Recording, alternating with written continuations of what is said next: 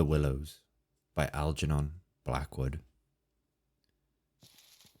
After leaving Vienna, and long before you come to Budapest, the Danube enters a region of singular loneliness and desolation, where its waters spread away on all sides regardless of a main channel, and the country becomes a swamp for miles upon miles, covered by a vast sea of low willow bushes.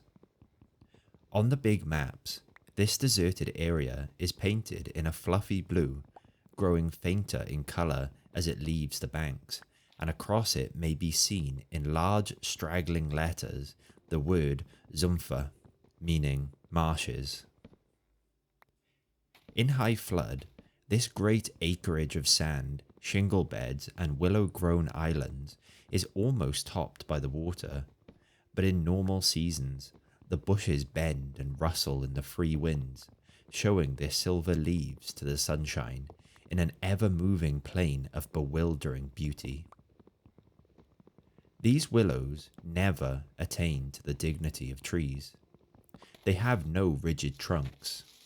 They remain humble bushes with rounded tops and soft outline, swaying on slender stems that answer to the least pressure of the wind. Supple as grasses, and so continually shifting that they somehow give the impression that the entire plain is moving and alive. For the wind sends waves rising and falling over the whole surface, waves of leaves instead of waves of water. Green swells like the sea, too, until the branches turn and lift, and then silvery white as their underside turns to the sun. Happy to slip beyond the control of the stern banks, the Danube here wanders about at will among the intricate network of channels intersecting the islands everywhere with broad avenues down which the waters pour with a shouting sound, making whirlpools, eddies and foaming rapids, tearing at the sandy banks, carrying away masses of shore and willow clumps, and forming new islands innumerably, which shift daily in size and shape and possess at best an impermanent life, since the flood time obliterates their very existence. Properly speaking, this fascinating part of the river's life begins soon after leaving Pressburg, and we, in our Canadian canoe, with gypsy tent and frying pan on board, reached it on the crest of a rising flood about mid-July. That very same morning, when the sky was reddening before sunrise, we had slipped swiftly through still sleeping Vienna, leaving it a couple of hours later a mere patch of smoke against the blue hills of the Wienerwald on the horizon. We had breakfast below Fischermend under a grove of birch trees roaring in the wind, and had then swept on the tearing current past Orth, Heinberg, Petronell, the old Roman Carnuntum of Marcus Aurelius, and so, under the frowning heights of Thelsen, on a spur of the Carpathians, where the march steals in quietly from the left and the frontier is crossed between Austria and Hungary.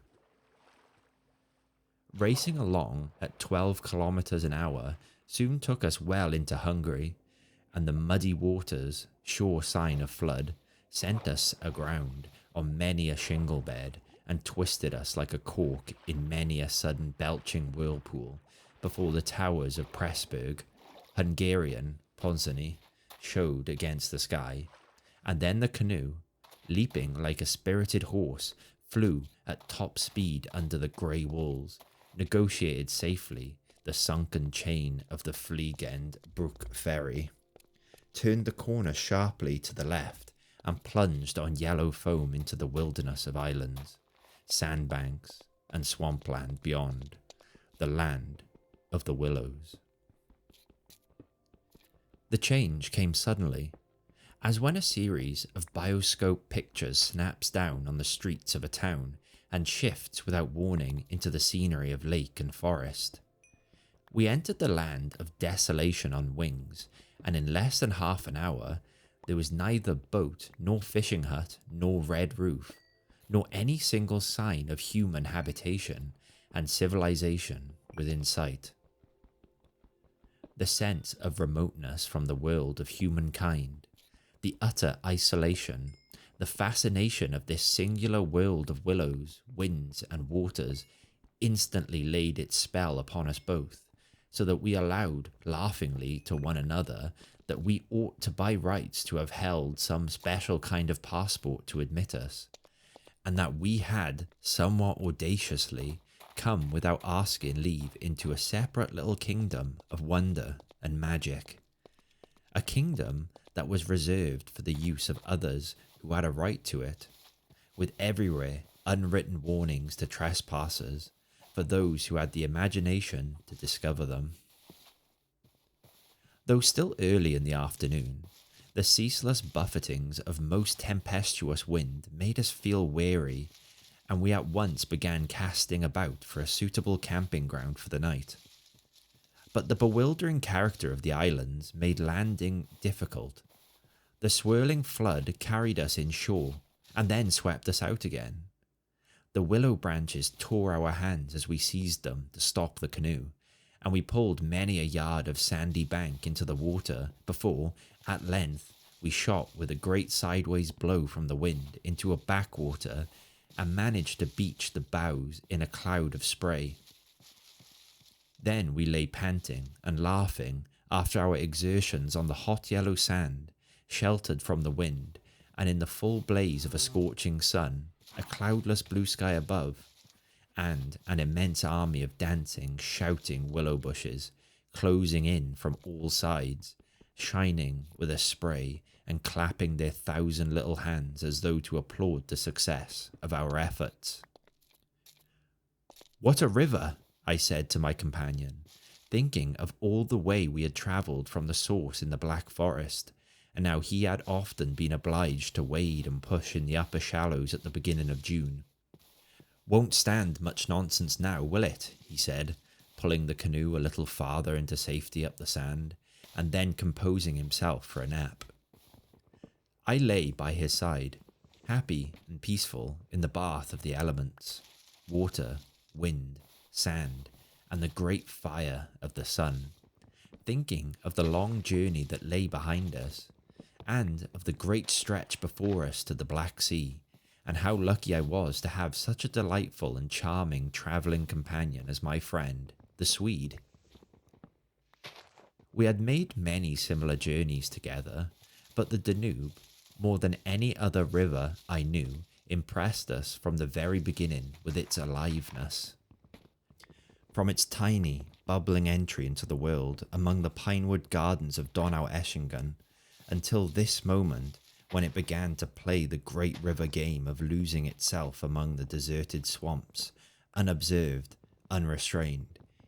It had seemed to us like following the groan of some living creature, sleepy at first, but later developing violent desires as it became conscious of its deep soul. It rolled like some huge fluid being through all the countries we had passed, holding our little craft on its mighty shoulders, playing roughly with us sometimes, yet always friendly and well-meaning, till at length we had come inevitably to regard it as a great personage. How indeed could it be otherwise, since it told us so much of its secret life? At night we heard it sing into the moon as we lay in our tent, uttering that odd sibilant note peculiar to itself, and said to be caused by the rapid tearing of the pebbles along its bed, so great is its hurrying speed. We knew, too, the voice of its gurgling whirlpools, suddenly bubbling up on a surface previously quite calm, the roar of its shallows and swift rapids, its constant, steady thundering below all mere surface sounds, and that ceaseless tearing of its icy waters at the banks.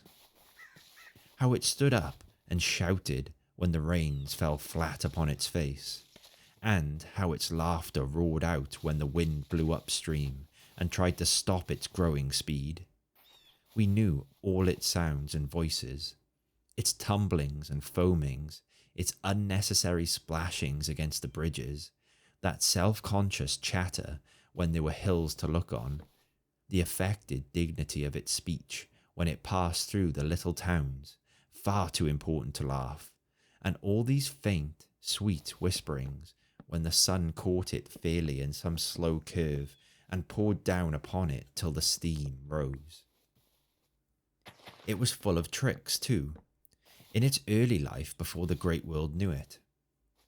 There were places in the upper reaches among the Swabian forests when yet the first whispers of its destiny had not reached it, where it elected to disappear through holes in the ground, to appear again on the other side of the porous limestone hills and start a new river with another name, leaving too so little water in its own bed that we had to climb out and wade and push the canoe through miles of shallows.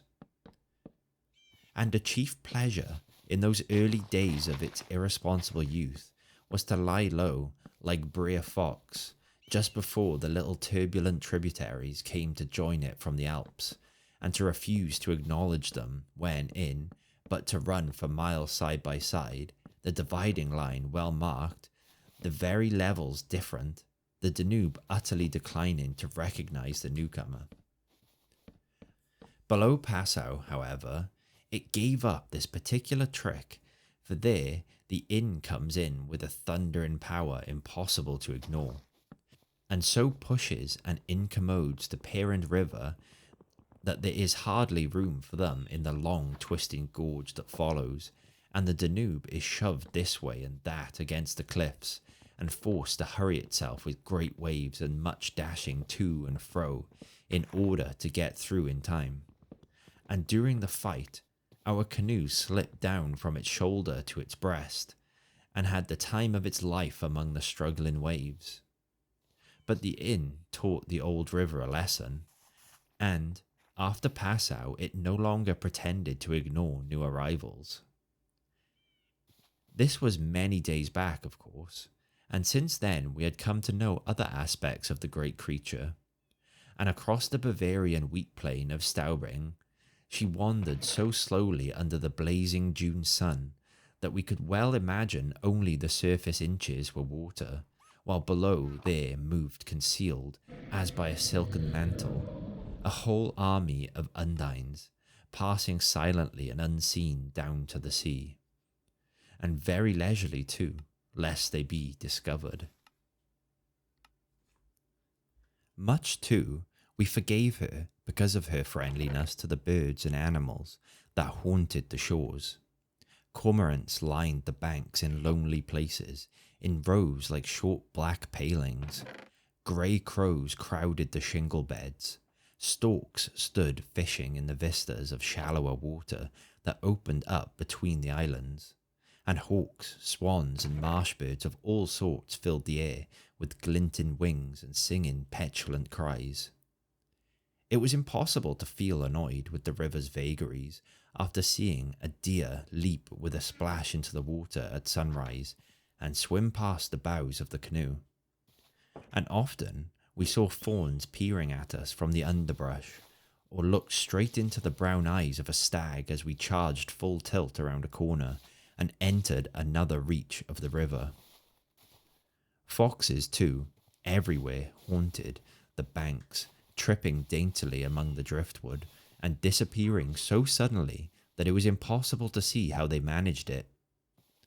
But now, after leaving Pressburg, everything changed a little, and the Danube became more serious. It ceased trifling. It was halfway to the Black Sea, within seeming distance almost of other, stranger countries where no tricks would be permitted or understood. It became suddenly grown up and claimed our respect and even our awe. It broke out into three arms. For one thing, that only met again 100 kilometers farther down, and for a canoe there were no indications which one was intended to be followed. "If you take a side channel," said the Hungarian officer we met in the Pressburg shop while buying provisions, "you may find yourselves, when the flood subsides, 40 miles from anywhere, high and dry, and you may easily starve. There are no people, no farms, no fishermen. I warn you not to continue. The river, too, is still rising, and this wind will increase. The rising river did not alarm us in the least, but the matter of being left high and dry by a sudden subsidence of the waters might be serious, and we had consequently laid in an extra stock of provisions. For the rest, the officer's prophecy held true, and the wind, blowing down a perfectly clear sky, increased steadily till it reached the dignity of a westerly gale. It was earlier than usual when we camped, for the sun was a good hour or two from the horizon, and leaving my friend still asleep on the hot sand, I wandered about in desultory examination of our hotel. The island, I found, was less than an acre in extent, a mere sandy bank standing some 2 or 3 feet above the level of the river. The far end, pointing into the sunset, was covered with flying spray, which the tremendous wind drove off the crests of the broken waves. It was triangular in shape, with the apex upstream. I stood there for several minutes, watching the impetuous crimson flood bearing down with a shouting roar, dashing in waves against the bank as though to sweep it bodily away, and then swirling by in 2 foaming streams on either side. The ground seemed to shake with the shock and rush, while the furious movement of the willow bushes as the wind poured over them increased the curious illusion that the island itself actually moved. Above, for a mile or 2, I could see the great river descending upon me. It was like looking up the slope of a sliding hill, white with foam and leaping up everywhere to show itself to the sun. The rest of the island was too thickly grown with willows to make walking pleasant, but I made the tour nevertheless. From the lower end, the light, of course, changed, and the river looked dark and angry. Only the backs of the flying waves were visible, streaked with foam, and pushed forcibly by the great puffs of wind that fell upon them from behind. For a short mile it was visible, pouring in and out among the islands, and then disappearing with a huge sweep into the willows, which closed about it like a herd of monstrous antediluvian creatures crowding down to drink. They made me think of gigantic, sponge-like growths that sucked the river up into themselves. They caused it to vanish from sight. They herded there together in such overpowering numbers. Altogether, it was an impressive scene, with its utter loneliness, its bizarre suggestion, and as I gazed long and curiously, a singular emotion began to stir somewhere in the depths of me. Midway, in my delight of the wild beauty, there crept, unbidden and unexplained, a curious feeling of disquietude, almost of alarm. A rising river, perhaps, always suggests something of the ominous. Many of the little islands I saw before me would probably have been swept away by morning. This resistless, thundering flood of water touched the sense of awe. Yet I was aware that my uneasiness lay deeper far than the emotions of awe and wonder. It was not that I felt, nor had it directly to do with the power of the driving wind. This shouting hurricane that might almost carry up a few acres of willows into the air and scatter them like so much chaff over the landscape. The wind was simply enjoying itself, for nothing rose out of the flat landscape to stop it, and I was conscious of sharing its great game with a kind of pleasurable excitement. Yet this novel emotion had nothing to do with the wind. Indeed, so vague was the sense of distress I experienced, that it was impossible to trace it to its source and deal with it accordingly, though I was aware somehow that it had to do with my realization of our utter insignificance before this unrestrained power of the elements about me. The huge grown river had something to do with it too. A vague, unpleasant idea that we had somehow trifled with these great elemental forces in whose power we lay helpless every hour of the day and night. For here, indeed, they were gigantically at play together, and the sight appealed to the imagination. But my emotion, so far as I could understand it, seemed to attach itself more particularly to the willow bushes, to these acres and acres of willows, crowding so thickly growing there, swarming everywhere the eye could reach, pressing upon the river as though to suffocate it, standing in dense array for mile after mile beneath the sky, watching, waiting, listening.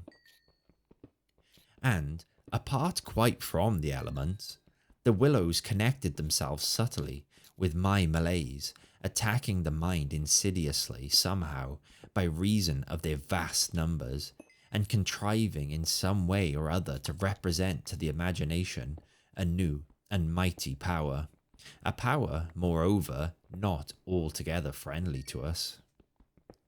Great revelations of nature, of course, never fail to impress in one way or another, and I was no stranger to moods of the kind.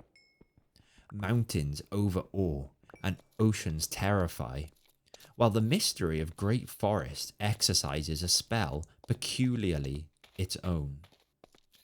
But all these, at one point or another, somewhere link on intimately with human life and human experience. They stir comprehensible, even if alarming, emotions. They tend, on the whole, to exalt. With this multitude of willows, however, it was something far different, I felt. Some essence emanated from them that besieged the heart. A sense of awe awakened, true, but of awe touched somewhere by a vague terror. Their serried ranks growing everywhere, darker about me as the shadows deepened, moving furiously, yet softly in the wind, woke in me the curious and unwelcome suggestion that we had trespassed here upon the borders of an alien world, a world where we were intruders, a world where we were not wanted or invited to remain, where we ran grave risk, perhaps. The feeling, however, though it refused to yield its meaning entirely to analysis, did not at the time trouble me by passing into menace. Yet it never left me quite, even during the very practical business of putting up the tent in a hurricane of wind and building a fire for the stew pot. It remained just enough to bother and perplex, and to rob a most delightful camping ground of a good portion of its charm. To my companion, however, I said nothing, for he was a man I considered devoid of imagination. In the first place, I could never have explained to him what I meant, and in the second, he would have laughed stupidly at me if I had. There was a slight depression in the centre of the island, and here we pitched the tent. The surrounding willows broke the wind a bit. "A poor camp," observed the imperturbable Swede, when at last the tent stood upright. "No stones and precious little firewood. I'm for moving on early tomorrow, eh? This sand won't hold anything." But the experience of a collapsing tent at midnight had taught us many devices, and we made the cosy gypsy house as safe as possible, and then set about collecting a store of wood to last till bedtime. Willow bushes dropped no branches, and driftwood was our only source of supply. We hunted the shores pretty thoroughly. Everywhere, the banks were crumbling as the rising flood tore at them and carried away great portions with a splash and a gurgle. "The island's much smaller than when we landed," said the accurate Swede.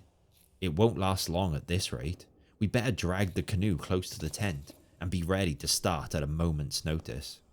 I shall sleep in my clothes." He was a little distance off, climbing along the bank, and I heard his rather jolly laugh as he spoke. "By Jove!"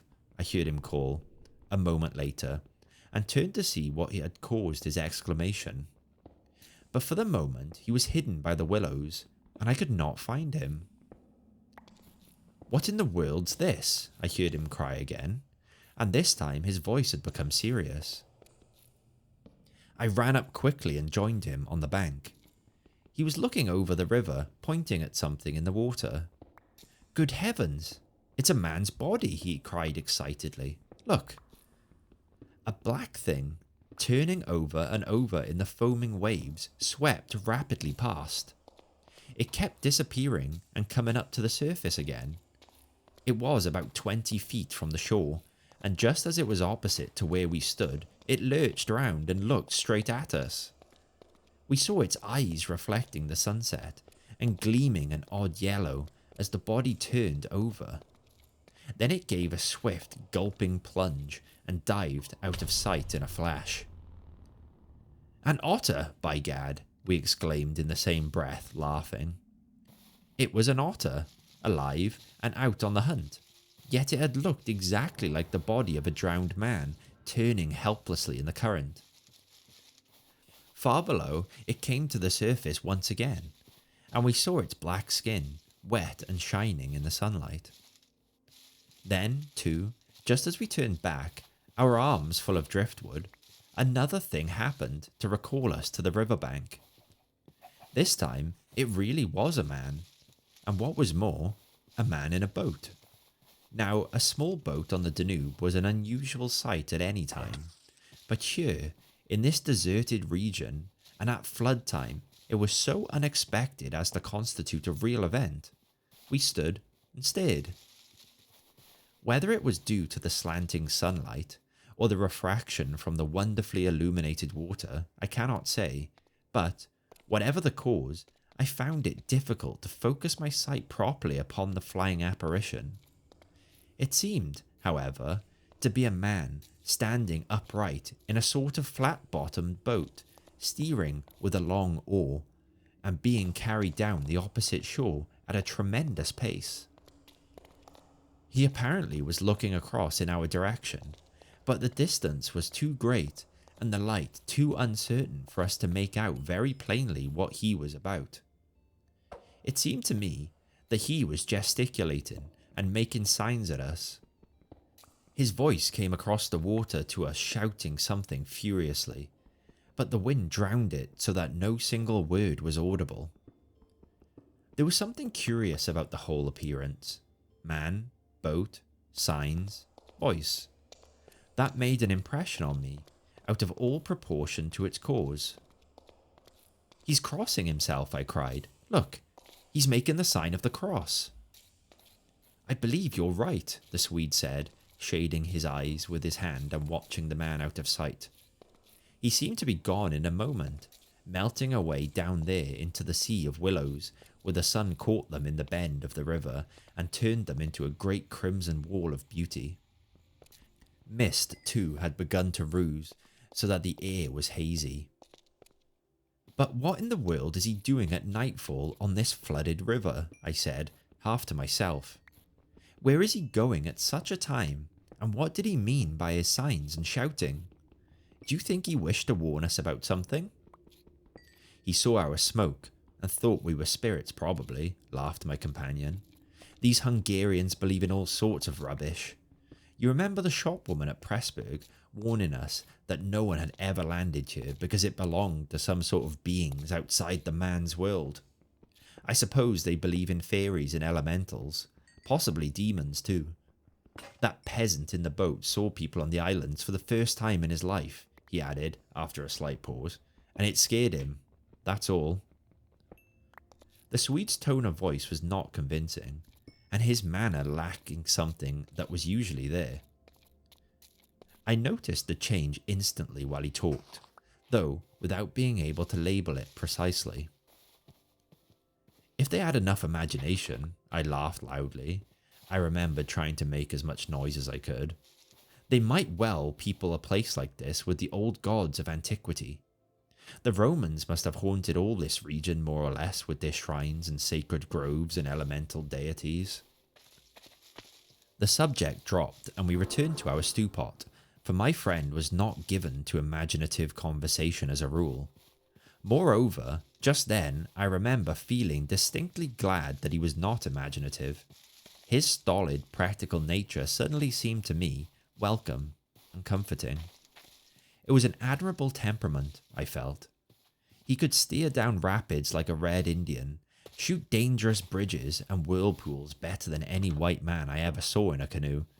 He was a grand fellow for an adventurous trip, a tower of strength when untoward things happened. I looked at his strong face and light curly hair as he staggered along under his pile of driftwood, twice the size of mine, and I experienced a feeling of relief. Yes, I was distinctly glad just then that the Swede was what he was, and that he never made remarks that suggested more than they said. The river's still rising, though, he added, as if following out some thoughts of his own, and dropping his load with a gasp.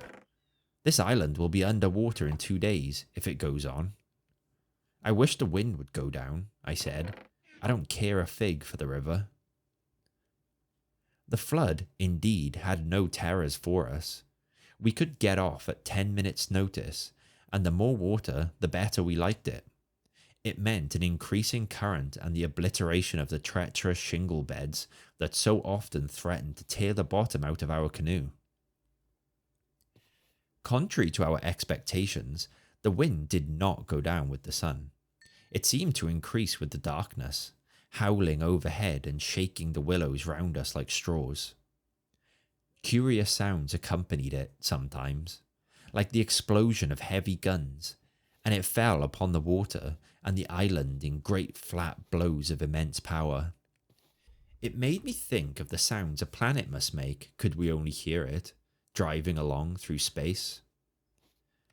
But the sky kept wholly clear of clouds, and soon after supper the full moon rose up in the east and covered the river and the plain of shouting willows with a light like the day. We lay on the sandy patch beside the fire, smoking, listening to the noises of the night round us, and talking happily of the journey we had already made, and of our plans ahead. The map lay spread in the door of the tent, but the high wind made it hard to study, and presently we lowered the curtain and extinguished the lantern. The firelight was enough to smoke and see each other's faces by, and the sparks flew about overhead like fireworks. A few yards beyond, the river gurgled and hissed, and from time to time a heavy splash announced the falling away of further portions of the bank. Our talk, I noticed, had to do with the faraway scenes and incidents of our first camps in the Black Forest, or of other subjects altogether remote from the present setting, for neither of us spoke of the actual moment more than was necessary, almost as though we had agreed tacitly to avoid discussion of the camp and its incidents.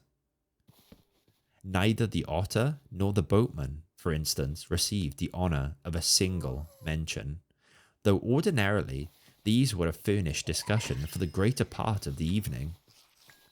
They were, of course, distinct events in such a place. The scarcity of wood made it a business to keep the fire going, for the wind, that drove the smoke in our faces wherever we sat, helped at the same time to make a forced draught.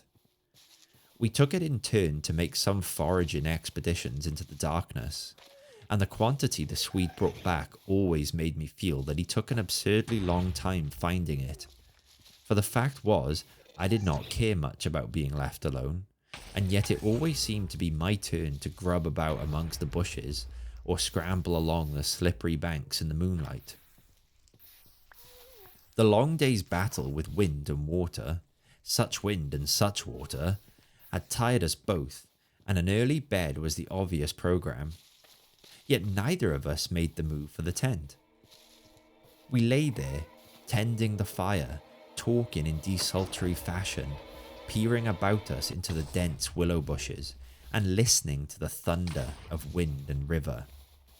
The loneliness of the place had entered our very bones, and silence seemed natural, for after a bit the sound of our voices became a trifle unreal and forced.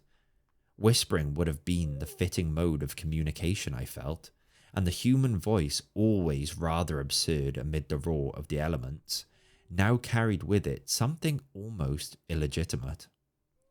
It was like talking out loud in church, or in some place where it was not lawful, perhaps not quite safe to be overheard. The eeriness of this lonely island, set among a million willows, swept by a hurricane and surrounded by hurrying deep waters, touched us both, I fancy. Untrodden by man, almost unknown to man, it lay there beneath the moon, remote from human influence, on the frontier of another world, an alien world, a world tenanted by willows, only the souls of willows. And we, in our rashness, had dared to invade it, even to make use of it. Something more than the power of its mystery stirred in me, as I lay on the sand, feet to fire, and peered up through the leaves at the stars. For the last time, I rose to get firewood. "When this has burnt up," I said firmly, "I shall turn in." And my companion watched me lazily as I moved off into the surrounding shadows. For an unimaginative man, I thought he seemed unusually receptive that night, unusually open to suggestion of things other than sensory.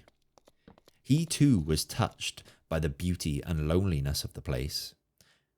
I was not altogether pleased, I remember, to recognize this slight change in him, and instead of immediately collecting sticks, I made my way to the far point of the island, where the moonlight on plain and river could be seen to better advantage. The desire to be alone had come suddenly upon me. My former dread returned in force. There was a vague feeling in me I wished to face and probe to the bottom.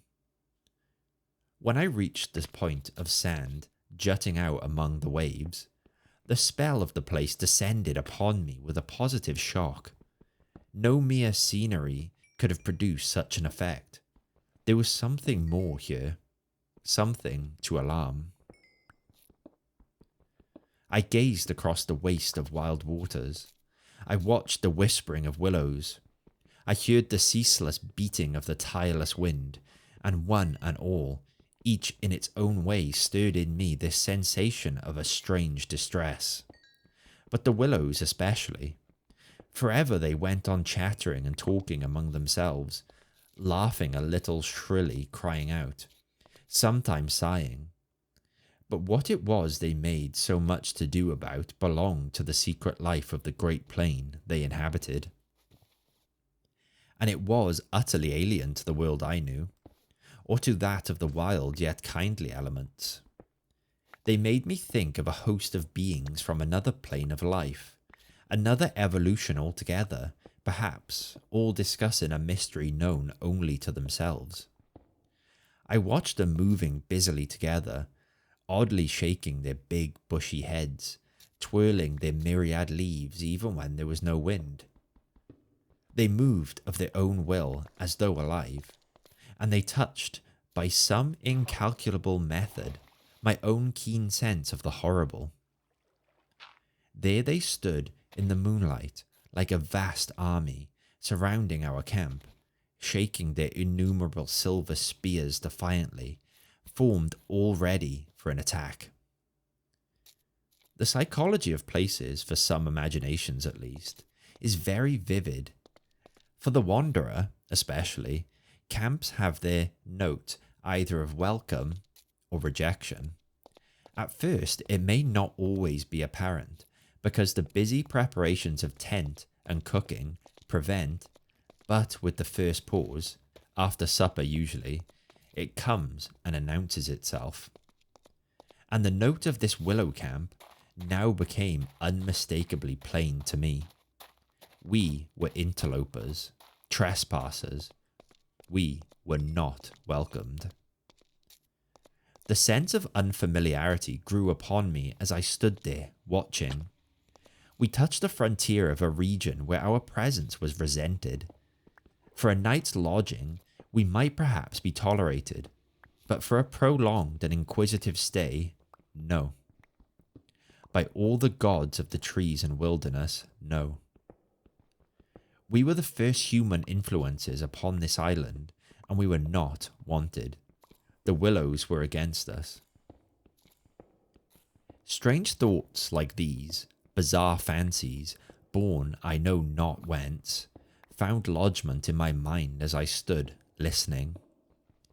What I thought, if, after all, these crouching willows proved to be alive, if suddenly they should rise up like a swarm of living creatures, marshalled by the gods whose territory we had invaded, sweep towards us, off the vast swamp, booming overhead in the night, and then settle down. As I looked, it was so easy to imagine they actually moved, crept nearer, retreated a little, huddled together in masses, hostile, waiting for the great wind that should finally start them a-running. I could have sworn their aspect changed a little, and their ranks deepened and pressed more closely together. The melancholy shrill of a night bird sounded overhead, and suddenly I nearly lost my balance as the piece of bank I stood upon fell, with a great splash, into the river, undermined by the flood. I stepped back just in time, and went on hunting for firewood again, half laughing at the odd fancies that crowded so thickly into my mind, and cast their spell upon me. I recalled the Swede's remark about moving on next day, and I was just thinking that I fully agreed with him, when I turned with a start and saw the subject of my thoughts standing immediately in front of me. He was quite close. The roar of the elements had covered his approach. Part 2. "You've been gone so long," he shouted above the wind. "I thought something must have happened to you." But there was that in his tone, and a certain look in his face as well, that conveyed to me more than his usual words. And in a flash I understood the real reason for his coming. It was because the spell of the place had entered his soul too, and he did not like being alone. "River still rising," he cried, pointing to the flood in the moonlight, "and the wind simply awful." He always said the same things, but it was the cry for companionship that gave the real importance to his words. "Lucky," I cried back. "Our tent's in the hollow. I think it'll hold all right." I added something about the difficulty of finding wood in order to explain my absence, but the wind caught my words and flung them across the river, so that he did not hear, but just looked at me through the branches, nodding his head. "Lucky if we get away without disaster," he shouted, or words to that effect. And I remember feeling half angry with him for putting the thought into words, for it was exactly what I felt myself. There was disaster impending somewhere, and the sense of presentiment lay unpleasantly upon me. We went back to the fire and made a final blaze, poking it up with our feet. We took a last look around, but for the wind, the heat would have been unpleasant. I put this thought into words, and I remember my friend's reply struck me oddly. That he would rather have the heat, the ordinary July weather, than this diabolical wind. Everything was snug for the night. The canoe lying turned over beside the tent, with both yellow paddles beneath her, the provision sack hanging from a willow stem, and the washed-up dishes removed to a safe distance from the fire, all ready for the morning meal. We smothered the embers of the fire with sand, and then turned in. The flap of the tent door was up, and I saw the branches and the stars and the white moonlight. The The shaking willows and the heavy buffetings of the wind against our taut little house were the last things I remembered as sleep came down and covered all with its soft and delicious forgetfulness. Suddenly, I found myself lying awake, peering from my sandy mattress through the door of the tent. I looked at my watch pinned against the canvas and saw by the bright moonlight that it was past 12 o'clock, the threshold of a new day, and I had therefore slept a couple of hours. The Swede was asleep still beside me. The wind howled as before. Something plucked at my heart and made me feel afraid. There was a sense of disturbance in my immediate neighborhood. I sat up quickly and looked out. The trees were swaying violently to and fro as the gusts smote them, but our little bit of green canvas lay snugly safe in the hollow, for the wind passed over it without meeting enough resistance to make it vicious. The feeling of disquietude did not pass, however, and I crawled quietly out of the tent to see if our belongings were safe.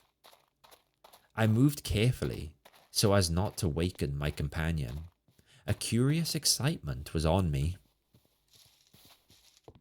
I was halfway out, kneeling on all fours, when my eye first took in the tops of the bushes opposite, with their moving tracery of leaves made shapes against the sky. I sat back on my haunches and stared. It was incredible, surely, but there, opposite and slightly above me, were shapes of some indeterminate sort among the willows, and as the branches swayed in the wind, they seemed to group themselves about these shapes, forming a series of monstrous outlines that shifted rapidly beneath the moon. Close, about 50 feet in front of me, I saw these things. My first instinct was to waken my companion, that he too might see them, but something made me hesitate. The sudden realization, probably, that I should not welcome corroboration. And meanwhile, I crouched there staring in amazement with smarting eyes. I was wide awake. I remember saying to myself that I was not dreaming. They first become properly visible, these huge figures, just within the tops of the bushes, immense, bronze-coloured, moving, and wholly independent of the swaying of the branches. I saw them plainly and noted, now I came to examine them more calmly, that they were very much larger than human, and indeed that something in their appearance proclaimed them to be not human at all. Certainly, they were not merely the moving tracery of the branches against the moonlight. They shifted independently. They rose upwards in a continuous stream from the earth to sky, vanishing utterly as soon as they reached the dark of the sky. They were interlaced one with another, making a great column, and I saw their limbs and huge bodies melting in and out of each other, forming this serpentine line that bent and swayed and twisted spirally with the contortions of the wind-tossed trees. They were nude, fluid shapes, passing up the bushes within the leaves almost, rising up in a living column into the heavens.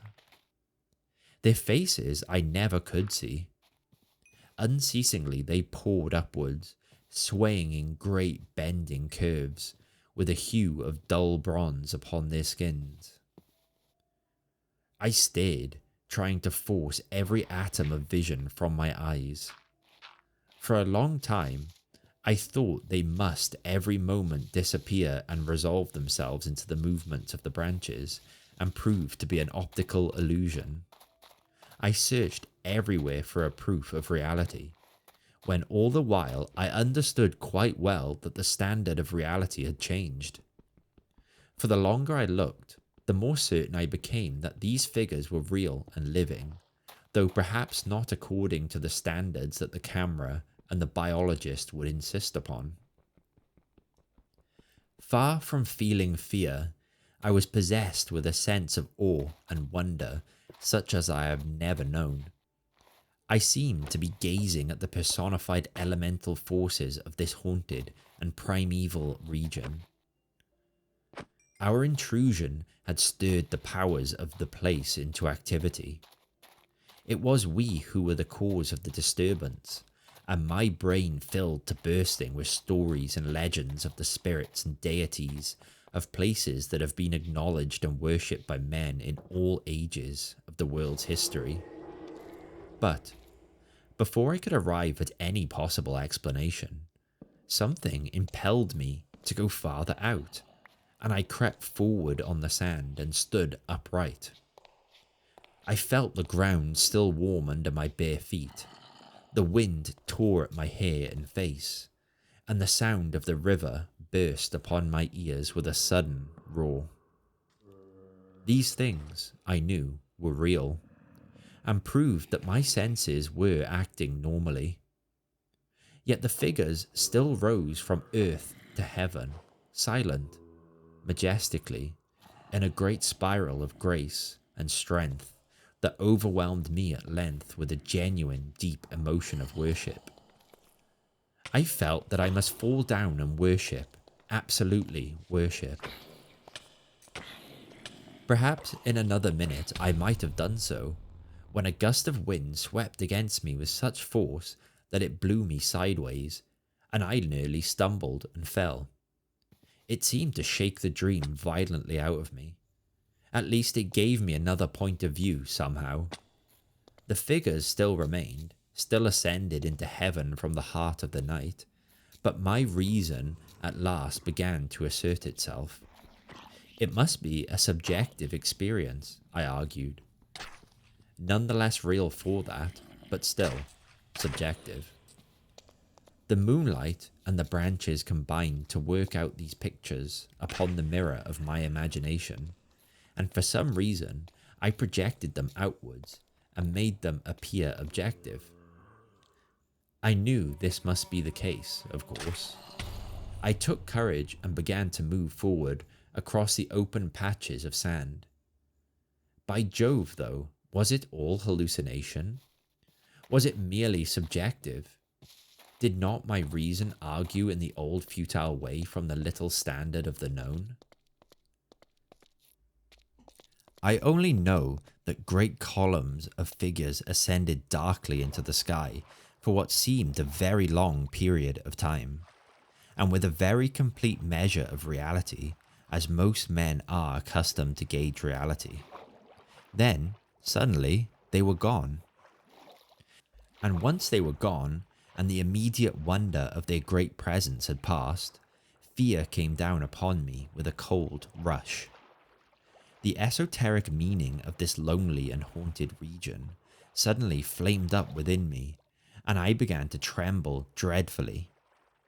I took a quick look round, a look of horror that came near to panic, calculating vainly ways of escape. And then, realizing how helpless I was to achieve anything really effective, I crept back silently into the tent and lay down again upon my sandy mattress, first lowering the door curtain to shut out the sight of the willows in the moonlight, and then burying my head as deeply as possible beneath the blankets to deaden the sound of the terrifying wind. As though further to convince me that I had not been dreaming, I remember that it was a long time before I fell again into a troubled and restless sleep. And even then, only the upper crust of me slept, and underneath there was something that never quite lost consciousness, but lay alert and on the watch. But this second time, I jumped up with a genuine start of terror. It was neither the wind nor the river that woke me, but the slow approach of something that caused the sleeping portion of me to grow smaller and smaller, till at last it vanished altogether, and I found myself sitting bolt upright, listening. Outside, there was a sound of multitudinous little patterings. They had been coming, I was aware, for a long time, and in my sleep they had first become audible.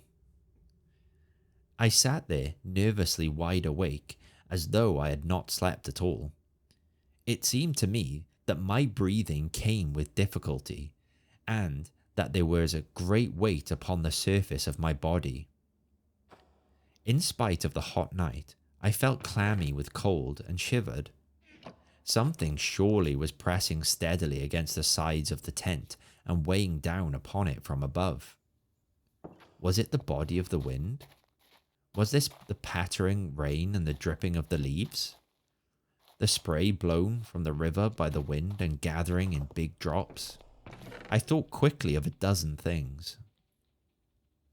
Then, suddenly, the explanation leaped into my mind. A bough from the poplar, the only large tree on the island, had fallen with the wind. Still half caught by the other branches, it would fall with the next gust and crush us. And meanwhile its leaves brushed and tapped upon the tight canvas surface of the tent. I raised the loose flap and rushed out, calling to the Swede to follow. But when I got out and stood upright, I saw that the tent was free. There was no hanging bough. There was no rain or spray. Nothing approached. A cold grey light filtered down through the bushes and lay on the faintly gleaming sand. Stars still crowded the sky directly overhead, and the wind howled magnificently. And the fire no longer gave out any glow, and I saw the east reddening in streaks through the trees.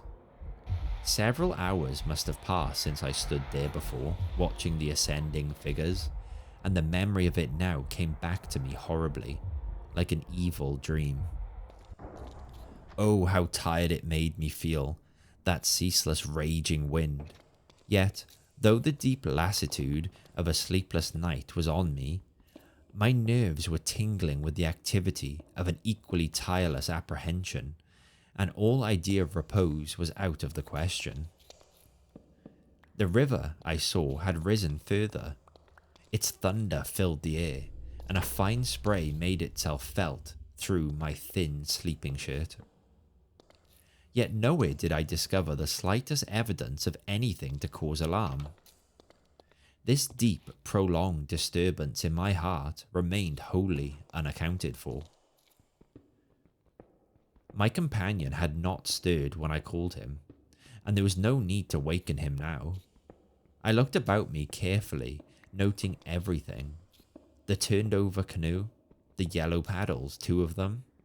I'm certain. The provision sack and the extra lantern hanging together from the tree, and, crowding everywhere about me, enveloping all, the willows. Those endless, shaking willows. A bird uttered its morning cry, and a string of duck passed with whirring flight overhead in the twilight.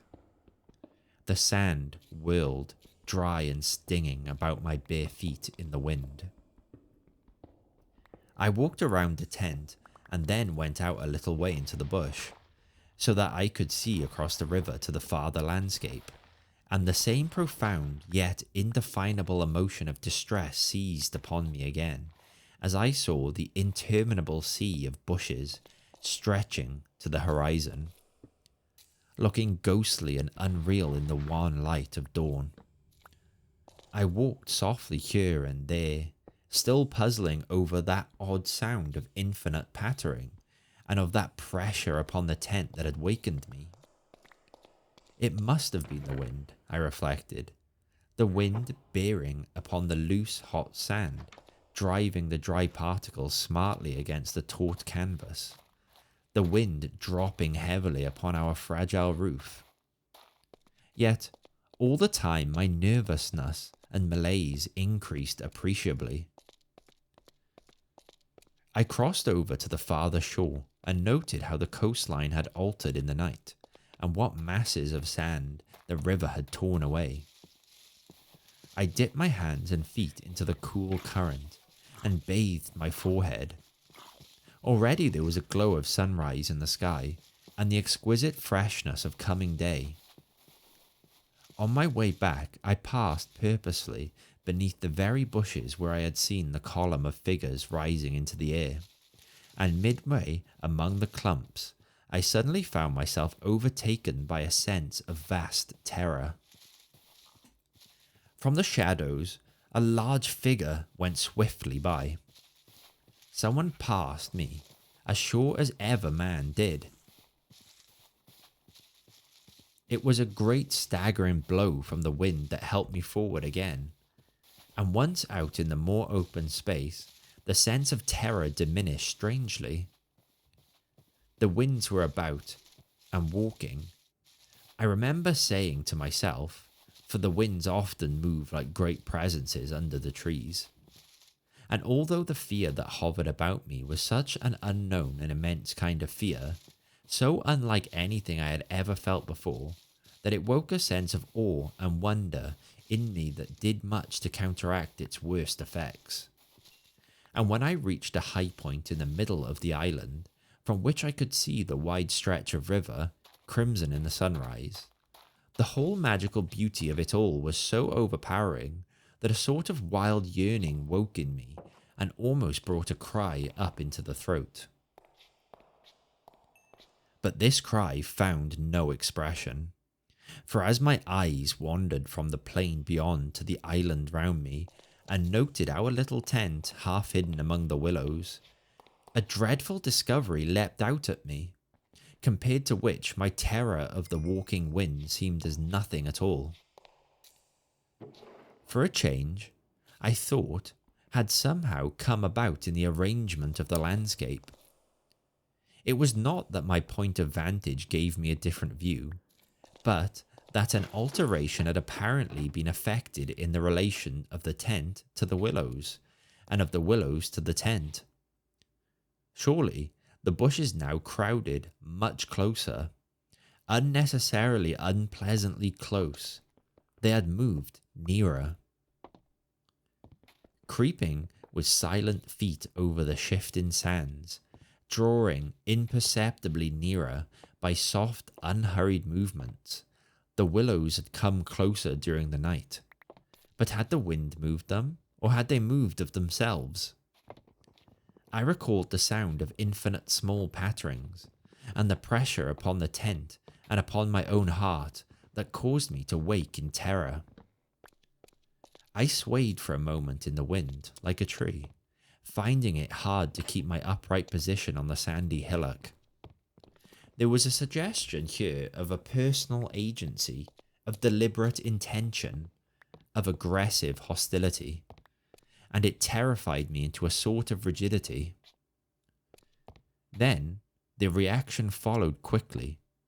The idea was so bizarre, so absurd that I felt inclined to laugh. But the laughter came no more readily than the cry, for the knowledge that my mind was so receptive to such dangerous imaginings brought the additional terror that it was through our minds and not through our physical bodies that the attack would come, and was coming. The wind buffeted me about, and, very quickly it seemed, the sun came up over the horizon, for it was after 4 o'clock, and I must have stood on that little pinnacle of sand longer than I knew, afraid to come down to close quarters with the willows. I returned quietly, creepily, to the tent, first taking another exhaustive look around, and, yes, I confess it, making a few measurements. I paced out on the warm sand the distances between the willows and the tent, making a note of the shortest distance particularly. I crawled stealthily into my blankets. My companion, to all appearances, still slept soundly, and I was glad that this was so. Provided my experiences were not corroborated, I could find strength somehow to deny them, perhaps. With the daylight, I could persuade myself that it was all a subjective hallucination, a fantasy of the night, a projection of the excited imagination. Nothing further came in to disturb me, and I fell asleep almost at once, utterly exhausted, yet still in dread of hearing again that weird sound of multitudinous pattering, or of feeling the pressure upon my heart that had made it difficult to breathe. The sun was high in the heavens when my companion woke me from a heavy sleep and announced that the porridge was cooked and there was just time to bathe. The grateful smell of frizzling bacon entered the tent door. "River still rising," he said, "and several islands out in the midstream have disappeared altogether. Our own island's much smaller." "Any wood left?" I asked sleepily. "The wood and the island will finish tomorrow in a dead heat," he laughed, "but there's enough to last us till then." I plunged in from the point of the island, which had indeed altered a lot in size and shape during the night, and was swept down in a moment to the landing place opposite the tent. The water was icy, and the banks flew by like the country from an express train. Bathing under such conditions was an exhilarating operation, and the terror of the night seemed cleansed out of me by a process of evaporation in the brain. The sun was blazing hot. Not a cloud showed itself anywhere. The wind, however, had not abated one little jot. Quite suddenly, then the implied meaning of the Swede's words flashed across me, showing that he no longer wished to leave post-haste, and had changed his mind. Enough to last till tomorrow. He assumed we should stay on the island another night. It struck me as odd. The night before he was so positive the other way. How had the change come about? Great crumblings of the banks occurred at breakfast, with heavy splashings and clouds of spray, which the wind brought into our frying pan, and my fellow traveller talked incessantly about the difficulty the Vienna Pest steamers must have to find the channel in flood. But the state of his mind interested and impressed me far more than the state of the river or the difficulties of the steamers. He had changed somehow since the evening before. His manner was different. A trifle excited, a trifle shy, with a sort of suspicion about his voice and gestures. I hardly know how to describe it now, in cold blood, but at the time I remember being quite certain of one thing, that he had become frightened. He ate very little breakfast, and for once omitted to smoke his pipe. He had the map spread open beside him, and kept studying its markings. "We'd better get off sharp in an hour," I said presently, feeling for an opening that must bring him indirectly to a partial confession at any rate. And his answer puzzled me uncomfortably. "Rather, if they'll let us." "Who'll let us? The elements?" I asked quickly, with affected indifference. "The powers of this awful place, whoever they are," he replied, keeping his eyes on the map. "The gods are here, if they are anywhere at all in the world." "The elements are always the true immortals," I replied, laughing as naturally as I could manage, yet knowing quite well that my face reflected my true feelings when he looked up gravely at me and spoke across the smoke. "We shall be fortunate if we get away without further disaster." This was exactly what I had dreaded, and I screwed myself up to the point of the direct question. It was like agreeing to allow the dentist to extract the tooth. It had to come anyhow in the long run, and the rest was all pretense. "Further disaster? Why, what's happened?" "For one thing, the steering paddle's gone," he said quietly. "The steering paddle gone?" I repeated, greatly excited, for this was our rudder, and the Danube in flood without a rudder was suicide. "But what?" "And there's a tear in the bottom of the canoe," he added, with a genuine little tremor in his voice. I continued staring at him, able only to repeat the words in his face somewhat foolishly. There, in the heat of the sun, and on this burning sand, I was aware of a freezing atmosphere descending round us. I got up to follow him, for he merely nodded his head gravely and led the way towards the tent a few yards on the other side of the fireplace. The canoe still lay there, as I had last seen her in the night, ribs uppermost, the paddles, or rather the paddle, on the sand beside her. "There's only one," he said, stooping to pick it up, "and here's the rent in the baseboard." It was on the tip of my tongue to tell him that I had clearly noticed 2 paddles a few hours before, but a second impulse made me think better of it, and I said nothing. I approached to see. There was a long, finely made tear in the bottom of the canoe, where a little slither of wood had been neatly taken clean out. It looked as if the tooth of a sharp rock or snag had eaten down her length. An investigation showed that the hole went through. Had we launched out in her without observing it, we must inevitably have foundered. At first, the water would have made the wood swell so as to close the hole, but once out in midstream, the water must have poured in, and the canoe, never more than 2 inches above the surface, would have filled and sunk very rapidly. "There, you see an attempt to prepare a victim for the sacrifice," I heard him saying, more to himself than to me. 2 victims, rather, he added, as he bent over and ran his fingers along the slit. I began to whistle, a thing I always do unconsciously when utterly nonplussed, and purposely paid no attention to his words. I was determined to consider them foolish. "It wasn't there last night," he said presently, straightening up from his examination and looking anywhere but at me. "We must have scratched her in landing, of course," I stopped whistling to say. "The stones are very sharp."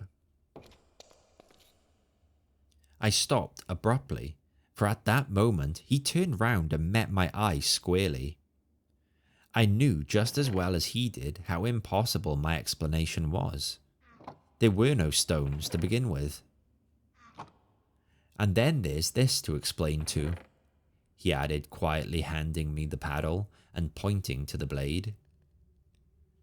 A new and curious emotion spread freezingly over me as I took and examined it.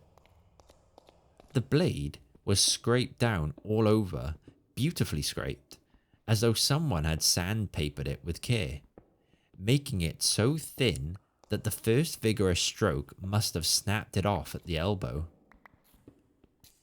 "One of us walked in his sleep and did this thing," I said feebly, or it has been filed by the constant stream of sand particles blown against it by the wind, perhaps." "Ah," said the Swede, turning away, laughing a little. "You can explain everything."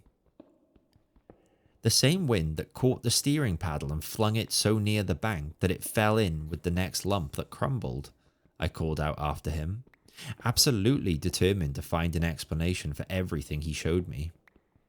"I see," he shouted back, turning his head to look at me, before disappearing among the willow bushes. Once alone with these perplexing evidences of personal agency, I think my first thoughts took the form of one of us must have done this thing, and it certainly was not I. But my second thought decided how impossible it was to suppose, under all the circumstances, that either of us had done it, that my companion, the trusted friend of a dozen similar expeditions, could have knowingly had a hand in it, was a suggestion not to be entertained for a moment. Equally absurd seemed the explanation that this imperturbable and densely practical nature had suddenly become insane and was busied with insane purposes. Yet, the fact remained that what disturbed me most, and kept my fear actively alive even in this blaze of sunshine and wild beauty, was the clear certainty that some curious alteration had come about in his mind, that he was nervous, timid, suspicious, aware of goings on he did not speak about, watching a series of secret and hitherto unmentionable events, waiting, in a word, for a climax that he expected, and, I thought, expected very soon. This grew up in my mind intuitively. I hardly knew how. I made a hurried examination of the tent and its surroundings, but the measurements of the night remained the same. There were deep hollows formed in the sand, I now noticed for the first time, basin-shaped and of various depths and sizes, varying from that of a teacup to a large bowl. The wind, no doubt, was responsible for these miniature craters, just as it was for lifting the paddle and tossing it towards the water. The rent in the canoe was the only thing that seemed quite inexplicable. And, after all, it was conceivable that a sharp point had caught it when we landed. The examination I made of the shore did not assist this theory, but all the same I clung to it with that diminishing portion of my intelligence, which I called my reason. An explanation of some kind was an absolute necessity, just as some working explanation of the universe is necessary, however absurd, to the happiness of every individual who seeks to do his duty in the world and face the problems of life. The simile seemed to me at the time an exact parallel. I at once set the pitch melting, and presently the Swede joined me at the work, though under the best conditions in the world, the canoe could not be safe for travelling till the following day. I drew his attention casually to the hollows in the sand. "Yes," he said, "I know. They're all over the island. But you can explain them, no doubt." "Wind, of course," I answered, without hesitation. "Have you never watched those little whirlwinds in the street that twist and twirl everything into a circle? This sand's loose enough to yield, that's all." He made no reply, and we worked on in silence for a bit. I watched him surreptitiously all the time, and I had an idea he was watching me. He seemed, too, to be always listening attentively to something I could not hear, or perhaps for something that he expected to hear, for he kept turning about and staring into the bushes, and up into the sky, and out across the water where it was visible through the openings among the willows. Sometimes he even put his hand to his ear and held it there for several minutes.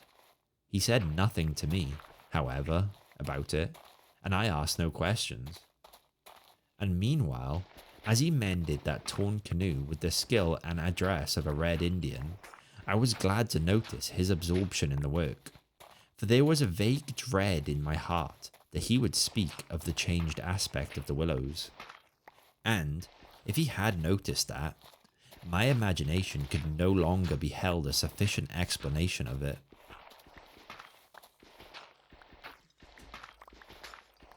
Part 3. At length, after a long pause, he began to talk. "Queer thing," he added in a hurried sort of voice, as though he wanted to say something and get it over with. "Queer thing, I mean, about that otter last night." I had expected something so totally different that he caught me with surprise, and I looked up sharply.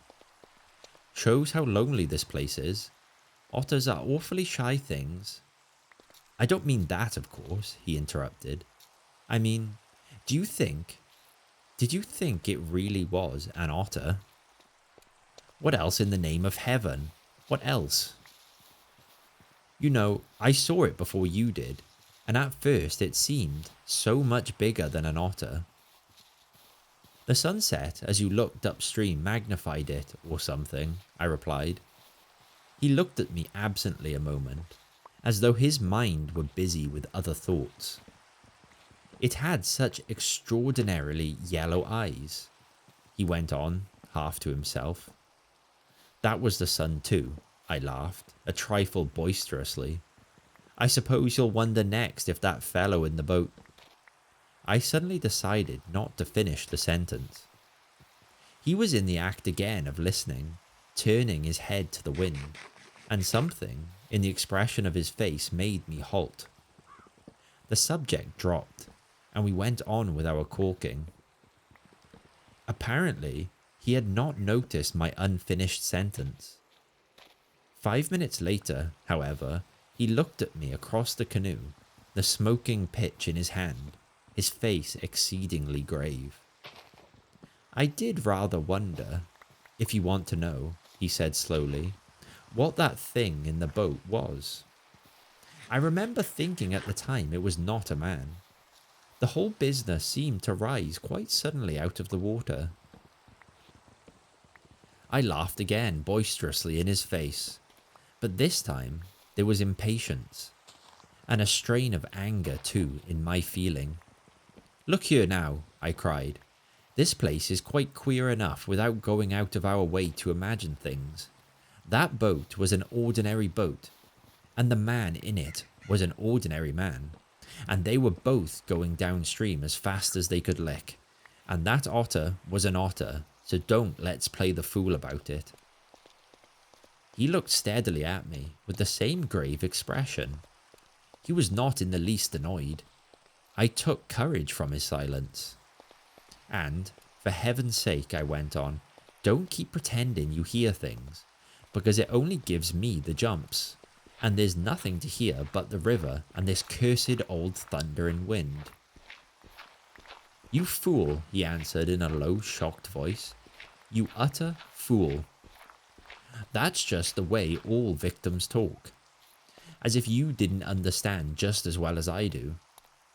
He sneered with scorn in his voice and a sort of resignation. "The best thing you can do is to keep quiet and try to hold your mind as firm as possible. This feeble attempt at self-deception only makes the truth harder when you're forced to meet it." My little effort was over, and I found nothing more to say, for I knew quite well his words were true, and that I was the fool, not he. Up to a certain stage in the adventure, he kept ahead of me easily, and I think I felt annoyed to be out of it, to be thus proved less psychic, less sensitive than himself to these extraordinary happenings, and half ignorant all the time of what was going on under my very nose. He knew from the very beginning, apparently, but at the moment I wholly missed the point of his words about the necessity of there being a victim, and that we ourselves were destined to satisfy the want. I dropped all pretense thenceforward, but thenceforward likewise my fear increased steadily to the climax. "But you're quite right about one thing," he added, before the subject passed, "and that is that we're wiser not to talk about it, or even to think about it, because what one thinks finds expression in words, and what one says happens." That afternoon, while the canoe dried and hardened, we spent trying to fish, testing the leak, collecting wood, and watching the enormous flood of rising water. Masses of driftwood swept near our shores sometimes, and we fished for them with long willow branches. The island grew perceptibly smaller, as the banks were torn away with great gulps and splashes. The weather kept brilliantly fine till about 4 o'clock, and then, for the first time for 3 days, the wind showed signs of abating. Clouds began to gather in the southwest, spreading thence slowly over the sky. This lessening of the wind came as a great relief, for the incessant roaring, banging, and thundering had irritated our nerves. Yet the silence that came about 5 o'clock, with its sudden cessation, was in a manner quite as oppressive. The booming of the river had everything in its own way then. It filled the air with deep murmurs, more musical than the wind noises, but infinitely more monotonous. The wind held many notes, rising, falling, always beating out some sort of great elemental tune, whereas the river's song lay between 3 notes at most, dull pedal notes that held a lugubrious quality foreign to the wind, and somehow seemed to me, in my then nervous state, to sound wonderfully well the music of doom.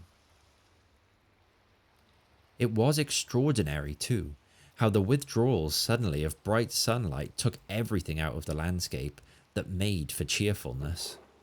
And since this particular landscape had already managed to convey the suggestion of something sinister, the change, of course, was all the more unwelcome and noticeable. For me, I know the darkening outlook became distinctly more alarming, and I found myself more than once calculating how soon after sunset the full moon would get up in the east, and whether the gathering clouds would greatly interfere with her lighting of the little island. With this general hush of the wind, though it still indulged in occasional brief gusts, the river seemed to me to grow blacker, the willows to stand more densely together.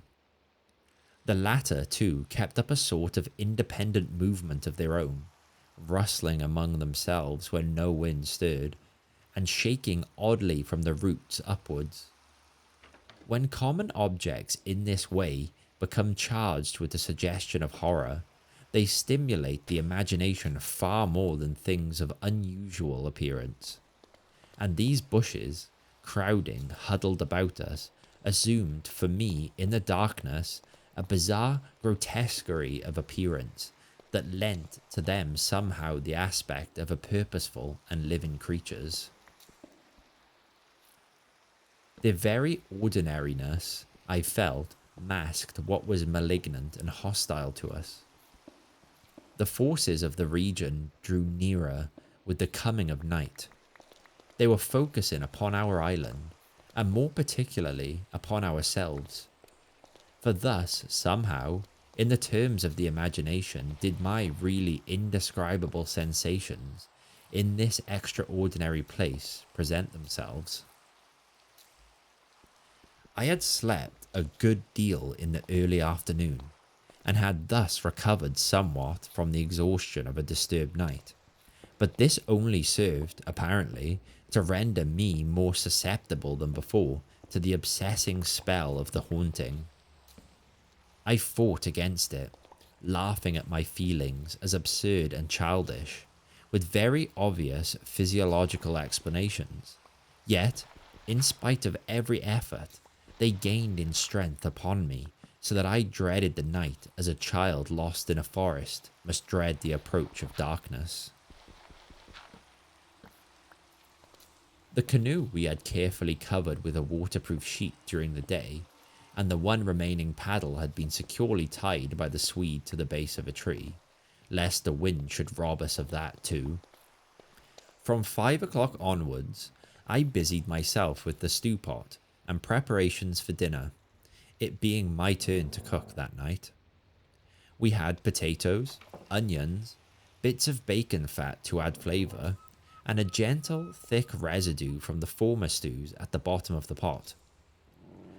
With black bread broken up into it, the result was most excellent, and it was followed by a stew of plums with sugar and a brew of strong tea with dried milk.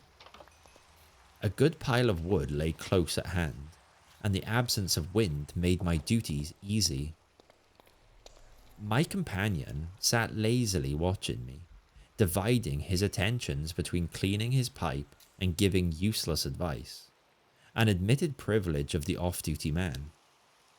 He had been very quiet all the afternoon, engaged in recaulking the canoe, strengthening the tent ropes, and fishing for driftwood, while I slept. No more talk of undesirable things had passed between us, and I think his only remarks had to do with the gradual destruction of the island, which he declared was not fully a third smaller than when we first landed. The pot had just begun to bubble when I heard his voice calling to me from the bank, where he had wandered away without my noticing. I ran up. "Come and listen," he said, "and see what you make of it." He held his hand cupwise to his ear, as so often before. "Now, do you hear anything?" he asked, watching me curiously. We stood there, listening attentively, together. At first, I heard only the deep note of the water and the hissings rising from its turbulent surface. The willows, for once, were motionless and silent. Then a sound began to reach my ears faintly. A peculiar sound, something like the humming of a distant gong.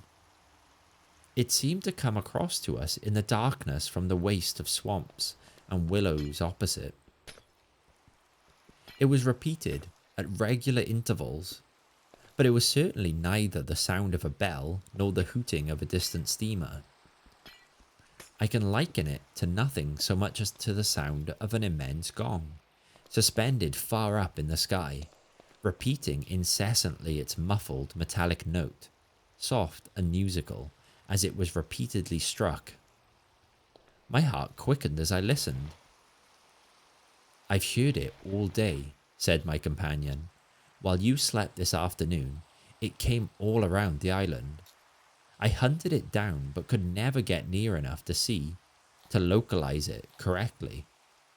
Sometimes it was overhead, and sometimes it seemed under the water. Once or twice too I could have sworn it was not outside at all, but within myself, you know, the way a sound in the fourth dimension is supposed to come." I was too much puzzled to pay much attention to his words. I listened carefully, striving to associate it with any known familiar sound I could think of, but without success. It changed in the direction too, coming nearer and then sinking utterly away into a remote distance.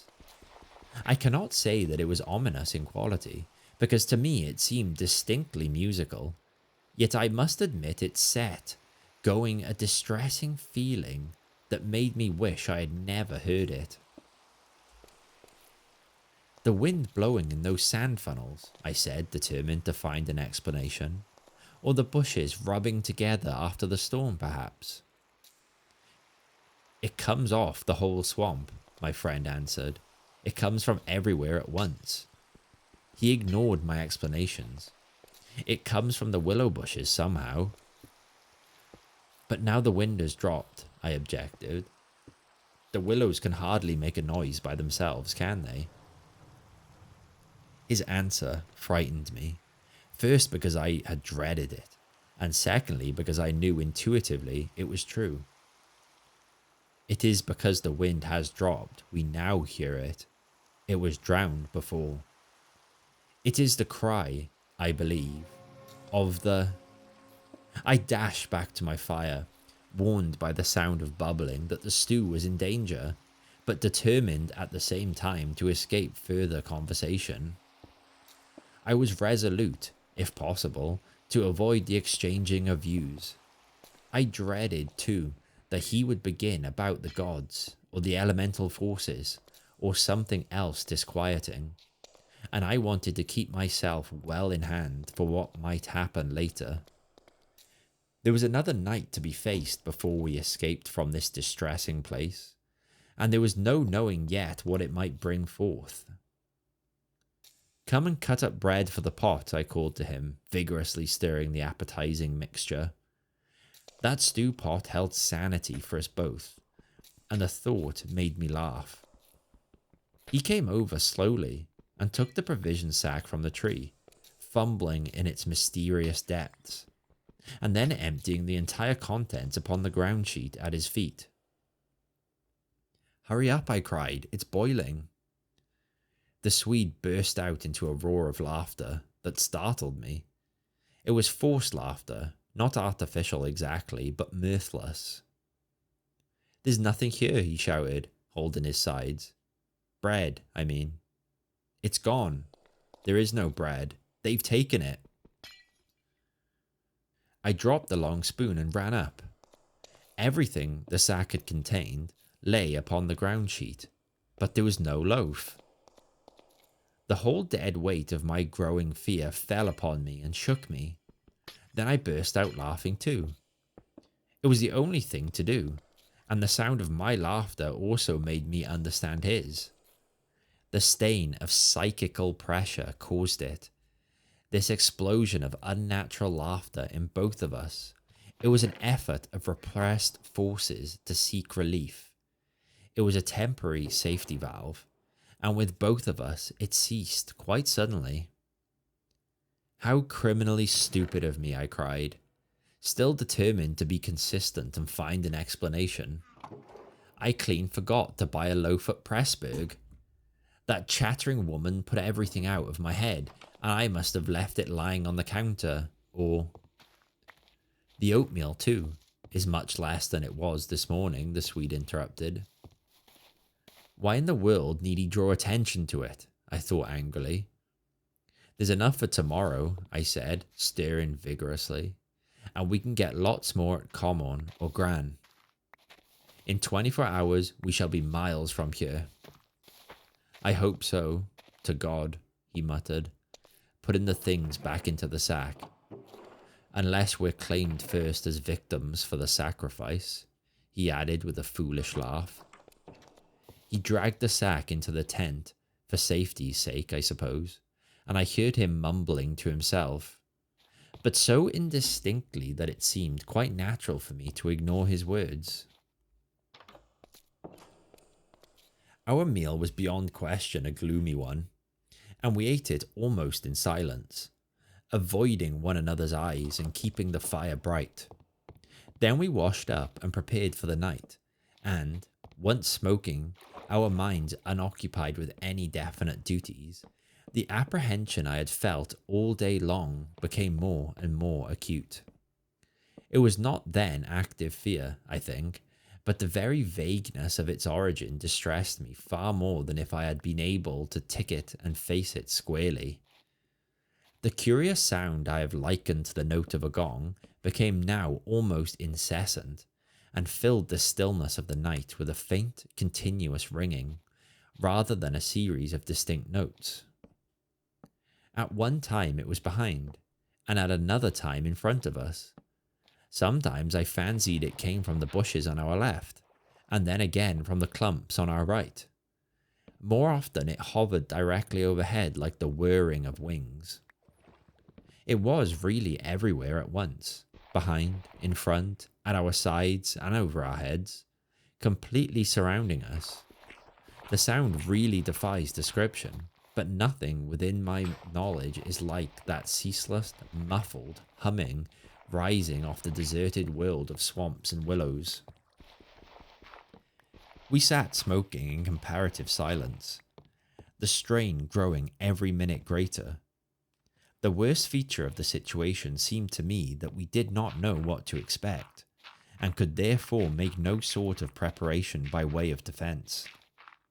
We could anticipate nothing.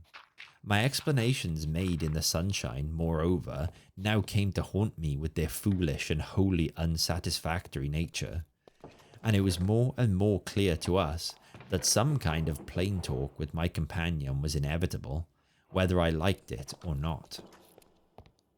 After all, we had to spend the night together, and to sleep in the same tent side by side. I saw that I could not get along much longer without the support of his mind, and for that, of course, plain talk was imperative.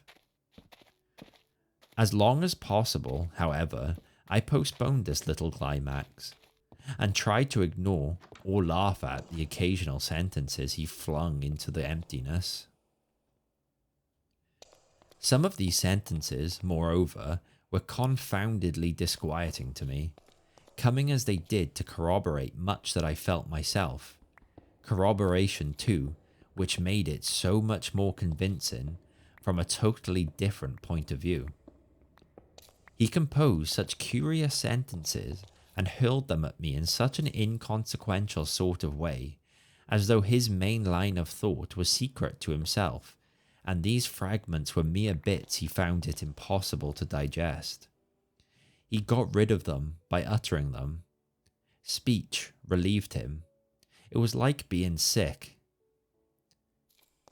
There are things about us, I'm sure, that make for disorder, disintegration, destruction, our destruction, he said once, while the fire blazed between us. We've strayed out of a safe line somewhere. And another time, when the gong sounds had come nearer, ringing much louder than before, and directly over our heads, he said, as though talking to himself, "I don't think a gramophone would show any record of that. The sound doesn't come to me by the ears at all. The vibrations reach me in another manner altogether and seem to be within me, which is precisely how a fourth dimensional sound might be supposed to make itself heard." I purposely made no reply to this, but I sat up a little closer to the fire and peered about me into the darkness. The clouds were massed all over the sky, and no trace of moonlight came through. Very still, too, everything was so that the river and the frogs had things all their own way. "It has that about it," he went on, "which is utterly out of common experience. It is unknown. Only one thing describes it, really. It is a non-human sound. I mean, a sound outside humanity." Having rid himself of this indigestible morsel, he lay quiet for a time, but he had so admirably expressed my own feeling that it was a relief to have the thought out, and to have confined it by the limitation of words from dangerous wandering to and fro in the mind. The solitude of that Danube camping place, can I ever forget it? The feeling of being utterly alone on an empty planet. My thoughts ran incessantly upon cities and the haunts of men. I would have given my soul, as the saying is, for the feel of those Bavarian villages we had passed through by the score, for the normal human commonplaces. Peasants drinking beer, tables beneath the trees, hot sunshine and a ruined castle on the rocks behind the red-roofed church. Even the tourists would have been welcome. Yet what I felt of dread was no ordinary ghostly fear. It was infinitely greater, stranger, and seemed to arise from some dim ancestral sense of terror more profoundly disturbing than anything I had known or dreamed of. We had strayed, as the Swede put it, into some region or some set of conditions where the risks were great, yet unintelligible to us, where the frontiers of some unknown world lay close about us.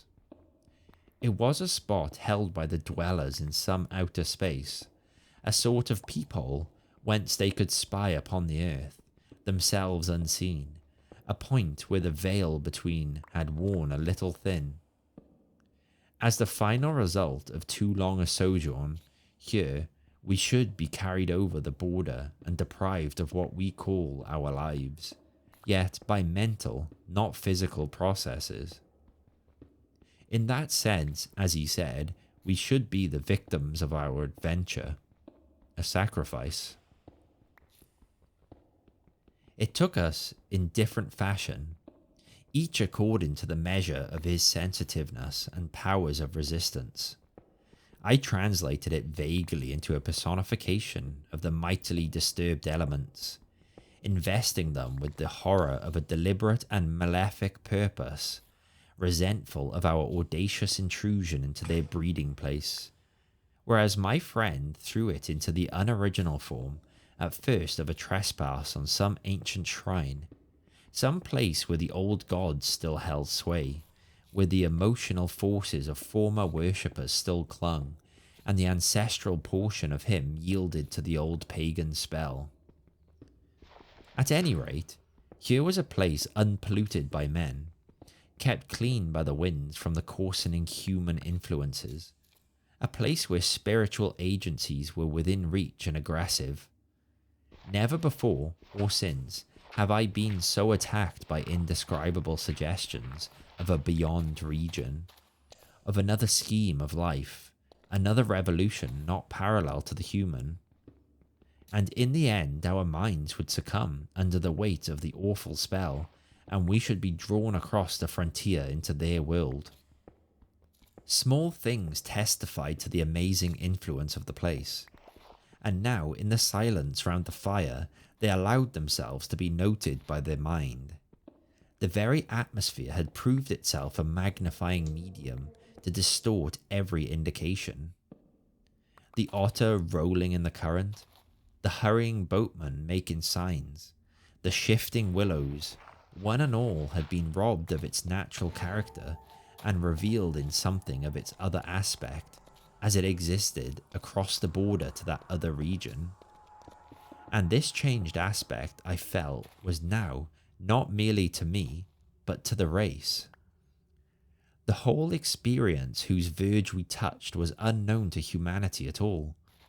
It was a new order of experience, and in the true sense of the word, unearthly. It's the deliberate, calculating purpose that reduces one's courage to zero, the Swede said suddenly, as if he had been actually following my thoughts. Otherwise, imagination might count for much. But the paddle, the canoe, the lessening food. Haven't I explained all that once? I interrupted viciously. You have, he added dryly. You have indeed.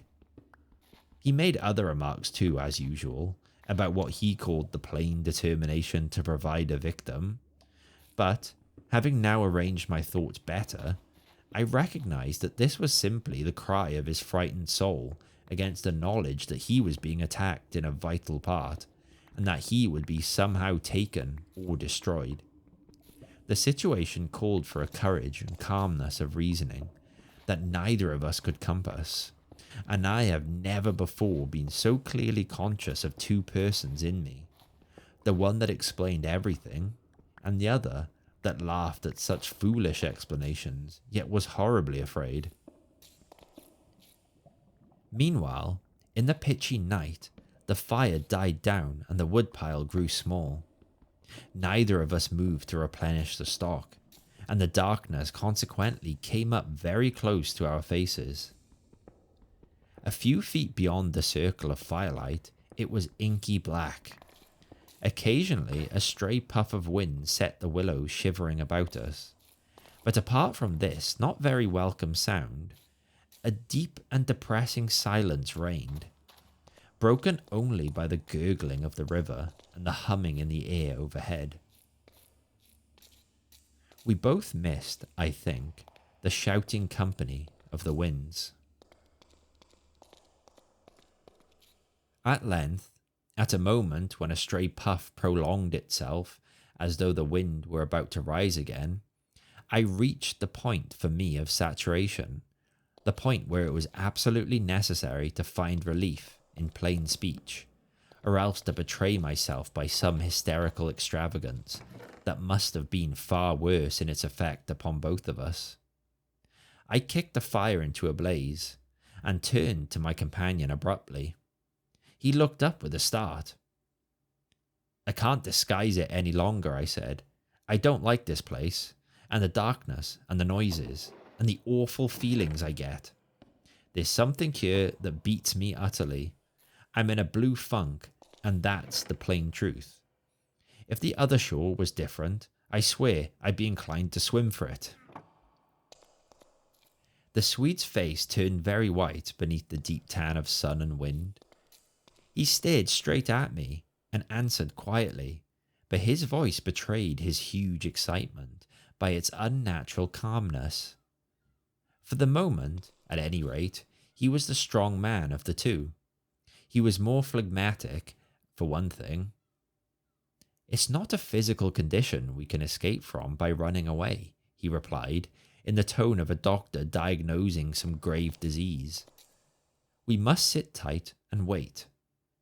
There are forces close here that could kill a herd of elephants in a second as easily as you or I could squash a fly. Our only chance is to keep perfectly still. Our insignificance, perhaps, may save us. I put a dozen questions into my expression of face, but found no words. It was precisely like listening to an accurate description of a disease whose symptoms had puzzled me.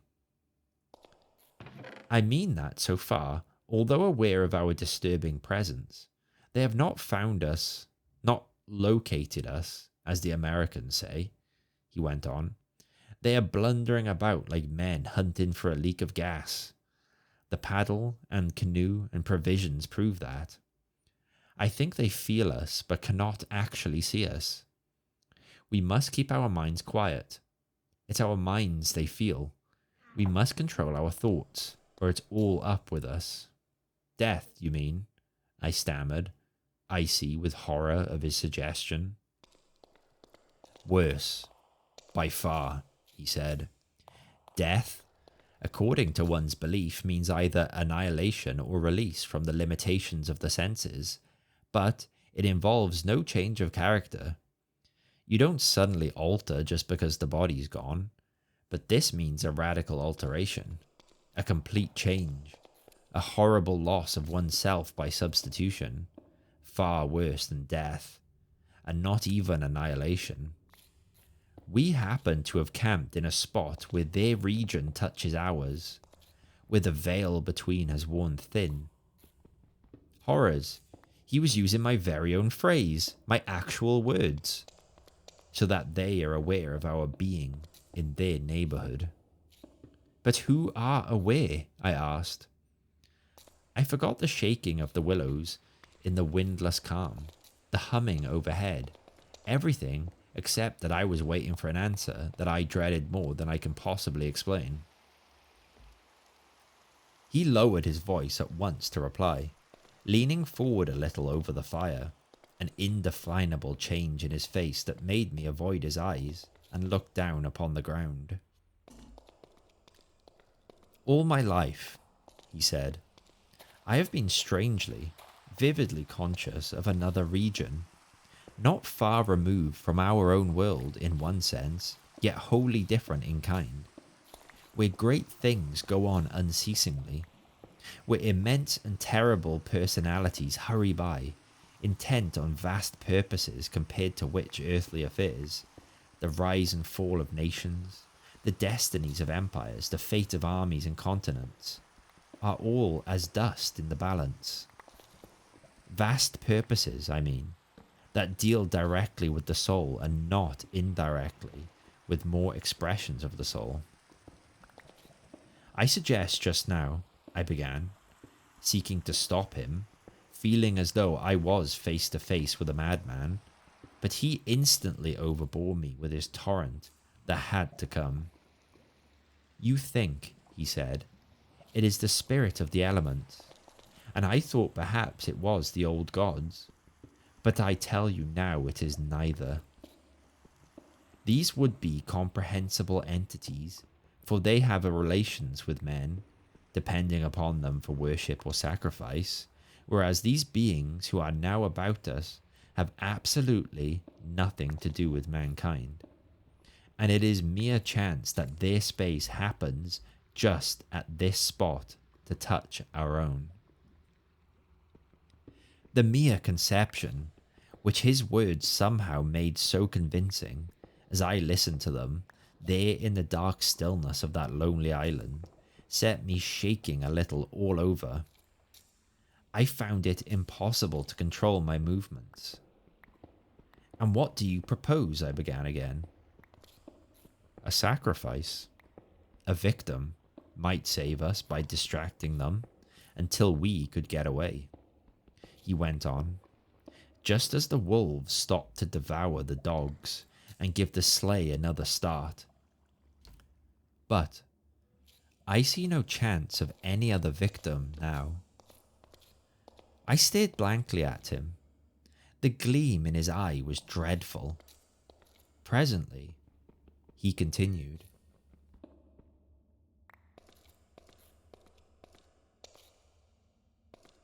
Part 4. It's the willows, of course. The willows mask the others, but the others are feeling about for us. If we let our minds betray our fear, we are lost. Lost utterly. He looked at me with an expression so calm, so determined, so sincere, that I no longer had any doubts as to his sanity.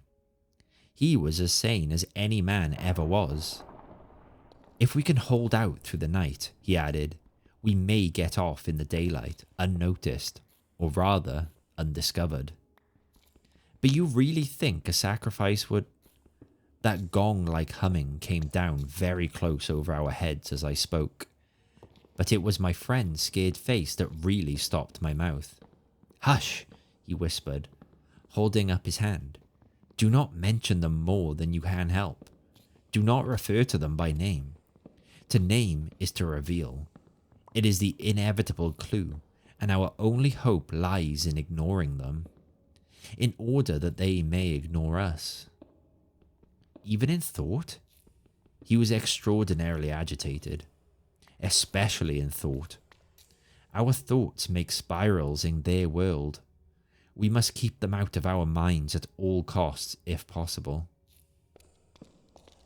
I raked the fire together to prevent the darkness having everything its own way. I never longed for the sun as I longed for it then, in the awful blackness of that summer night. "Were you awake all last night?" he went on suddenly. "I slept badly a little after dawn," I replied evasively, trying to follow his instructions, which I knew instinctively were true.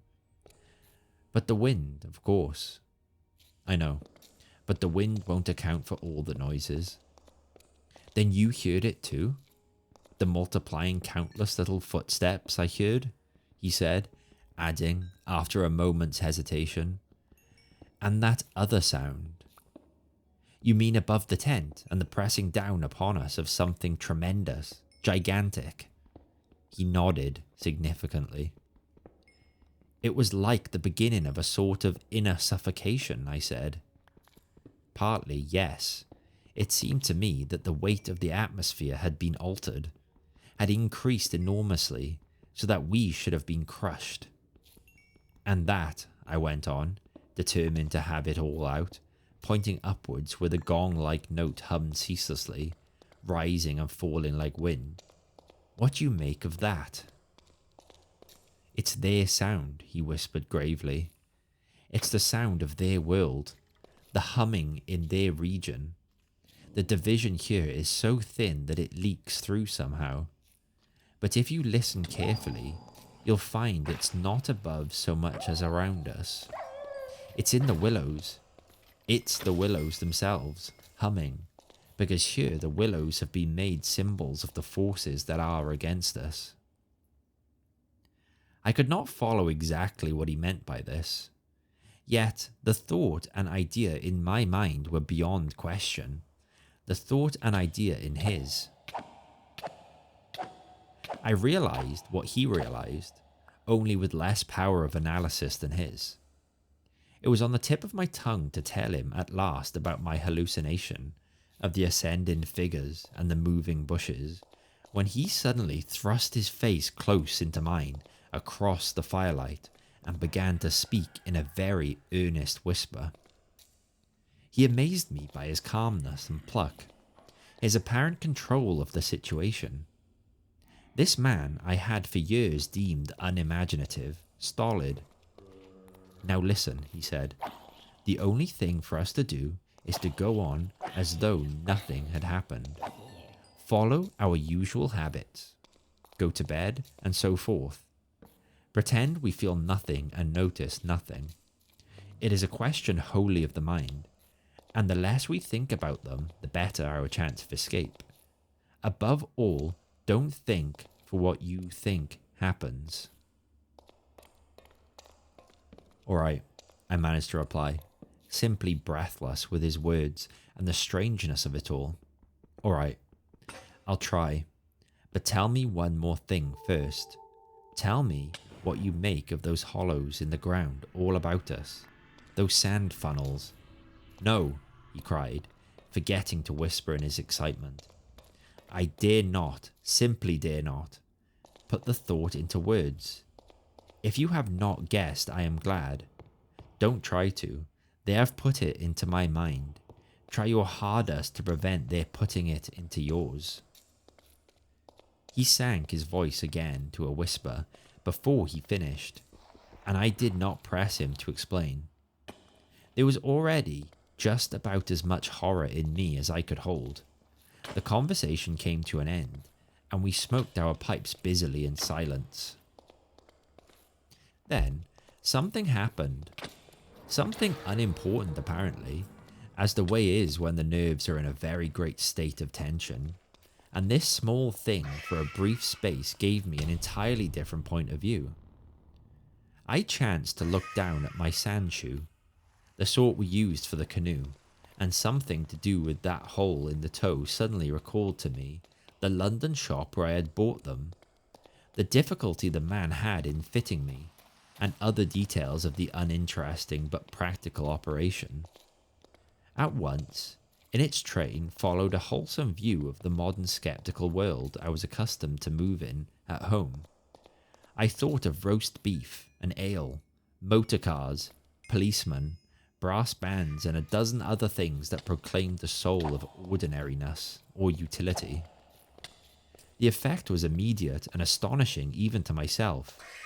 Psychologically, I suppose, it was simply a sudden and violent reaction after the strain of living in an atmosphere of things that to the normal consciousness must seem impossible and incredible. But whatever the cause, it momentarily lifted the spell from my heart, and left me for the short space of a minute feeling free and utterly unafraid. I looked up at my friend opposite. "You damned old pagan," I cried, laughing aloud in his face. "You imaginative idiot. You superstitious idolater. You—" I stopped in the middle, seized anew by the old horror. I tried to smother the sound of my voice as something sacrilegious. The Swede, of course, heard it too. The strange cry overhead in the darkness, and that sudden drop in the air as though something had come nearer. He turned ashen white under the tan. He stood bolt upright in front of the fire, stiff as a rod, staring at me. "After that," he said in a sort of helpless, frantic way, "we must go. We can't stay now. We must strike camp this very instant and go on, down the river." He was talking, I saw, quite wildly, his words dictated by abject terror. The terror he had resisted so long, but which had caught him at last. "In the dark?" I exclaimed, shaken with fear after my hysterical outburst, but still realizing our position better than he did. "Sheer madness. The river's in flood, and we've only got a single paddle. Besides, we only go deeper into their country. There's nothing ahead for 50 miles but willows, willows, willows." He sat down again in a state of semi-collapse. The positions, by one of those kaleidoscopic changes nature loves, were suddenly reversed, and the control of our forces passed over into my hands. His mind at last had reached the point where it was beginning to weaken. "What on earth possessed you to do such a thing?" he whispered, with the awe of genuine terror in his voice and face. I crossed round to his side of the fire. I took both his hands in mine, kneeling down beside him and looking straight into his frightened eyes. "We'll make one more blaze," I said, firmly, "and then turn in for the night. At sunrise, we'll be off full speed for Comorn. Now, pull yourself together a bit and remember your own advice about not thinking fear." He said no more, and I saw that he would agree and obey. In some measure, too, it was a sort of relief to get up and make an excursion into the darkness for more wood. We kept close together, almost touching, groping among the bushes and along the bank. The humming overhead never ceased, but seemed to me to grow louder as we increased our distance from the fire. It was shivery work. We were grubbing away in the middle of a thickish clump of willows, where some driftwood from a former flood had caught high among the branches, when my body was seized in a grip that made me half drop upon the sand. It was the Swede. He had fallen against me and was clutching me for support. I heard his breath coming and going in short gasps. "Look, by my soul," he whispered, and for the first time in my experience I knew what it was to hear the tears of terror in a human voice. He was pointing to the fire, some 50 feet away. I followed the direction of his finger, and I swear my heart missed a beat. There, in front of the dim glow, something was moving. I saw it through a veil that hung before my eyes like the gauze drop curtain used at the back of a theatre, hazily a little. It was neither a human figure nor an animal. To me, it gave the strange impression of being as large as several animals grouped together, like horses, 2 or 3, moving slowly.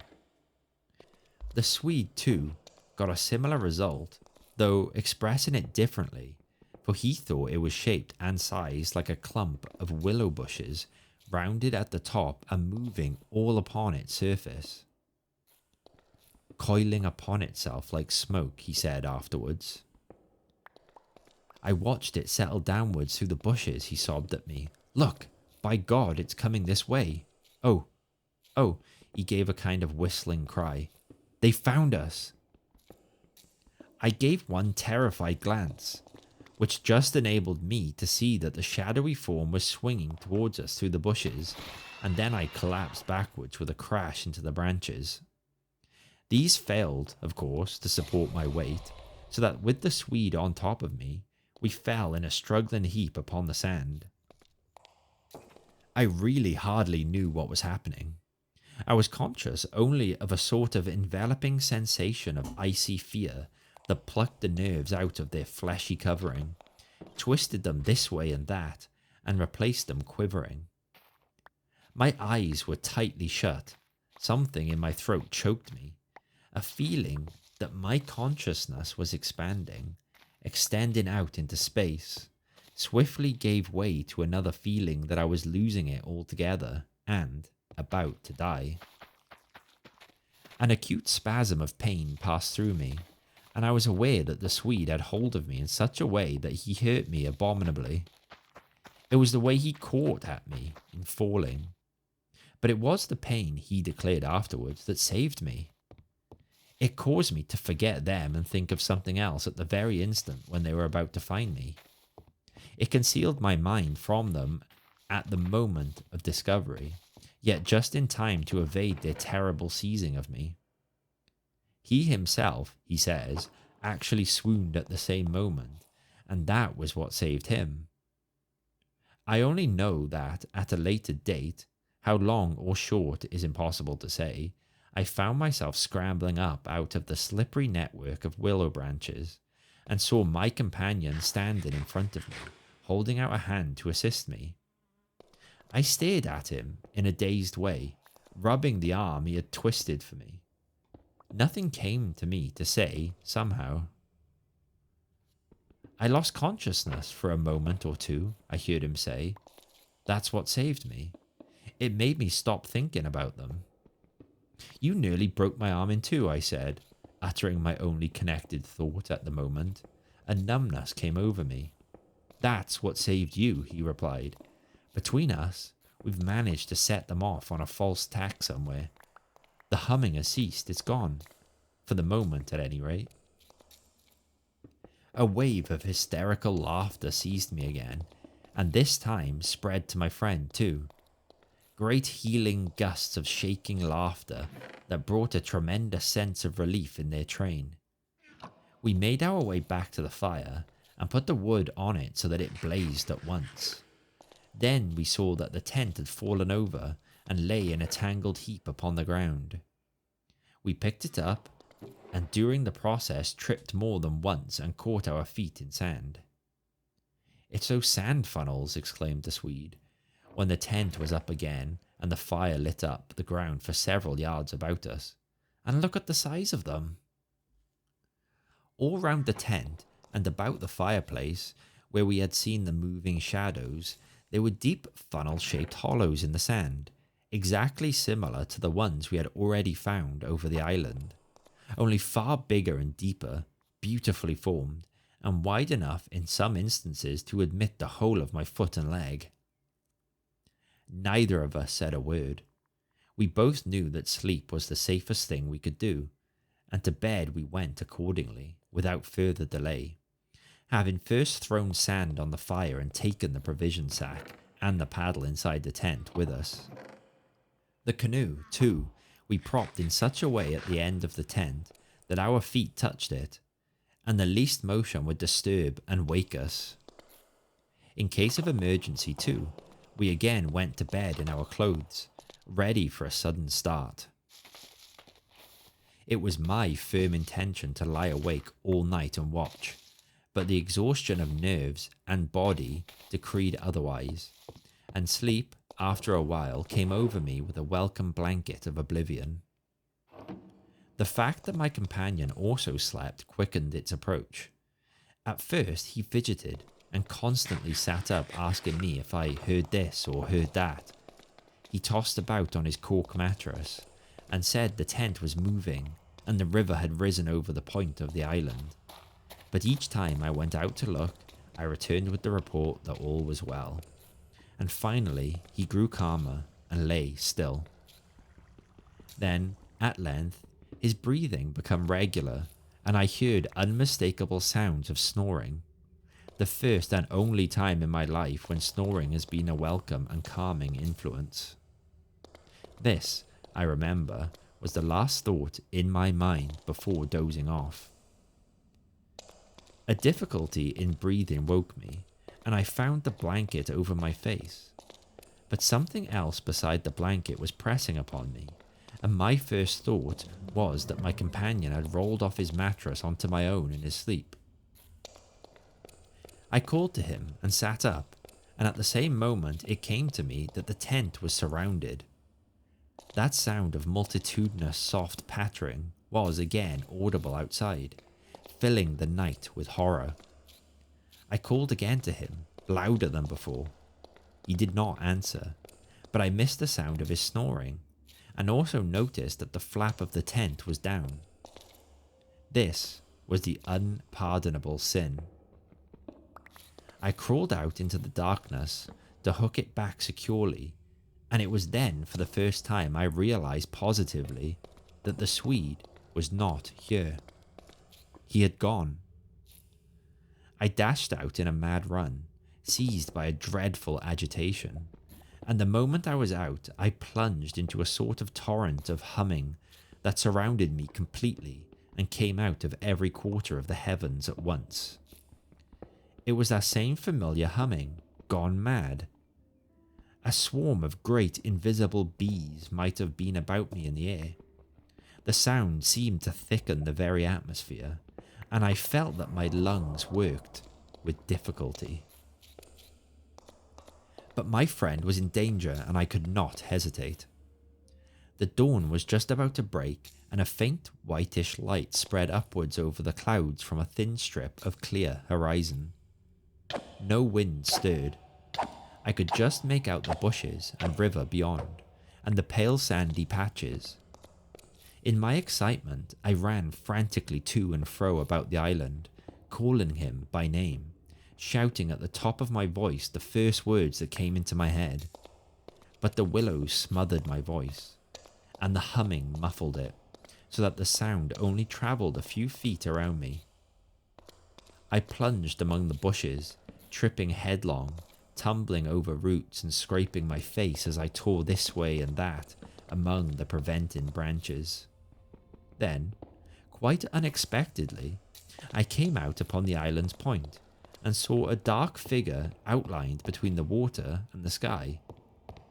It was the Swede, and already he had one foot in the river.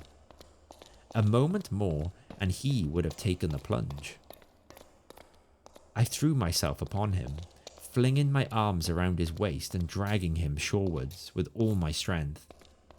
Of course he had struggled furiously, making a noise all the time just like that cursed humming, and using the most outlandish phrases in his anger about going inside to them, and taking the way of the water and the wind, and God only knows what more besides, that I tried in vain to recall afterwards, but which turned me sick with horror and amazement as I listened.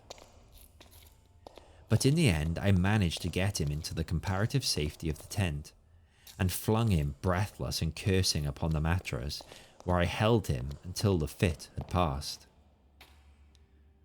I think the suddenness with which it all went, and he grew calm, coinciding as it did with the equally abrupt cessation of the humming and the pattering outside, I think this was almost the strangest part of the whole business, perhaps, for he had just opened his eyes and turned his tired face up to me, so that the dawn threw a pale light upon it through the doorway, and said, for all the world just like a frightened child, "My life, old man. It's my life I owe you. But it's all over now anyhow. They've found a victim in our place." Then he dropped back upon his blanket and went to sleep literally under my eyes.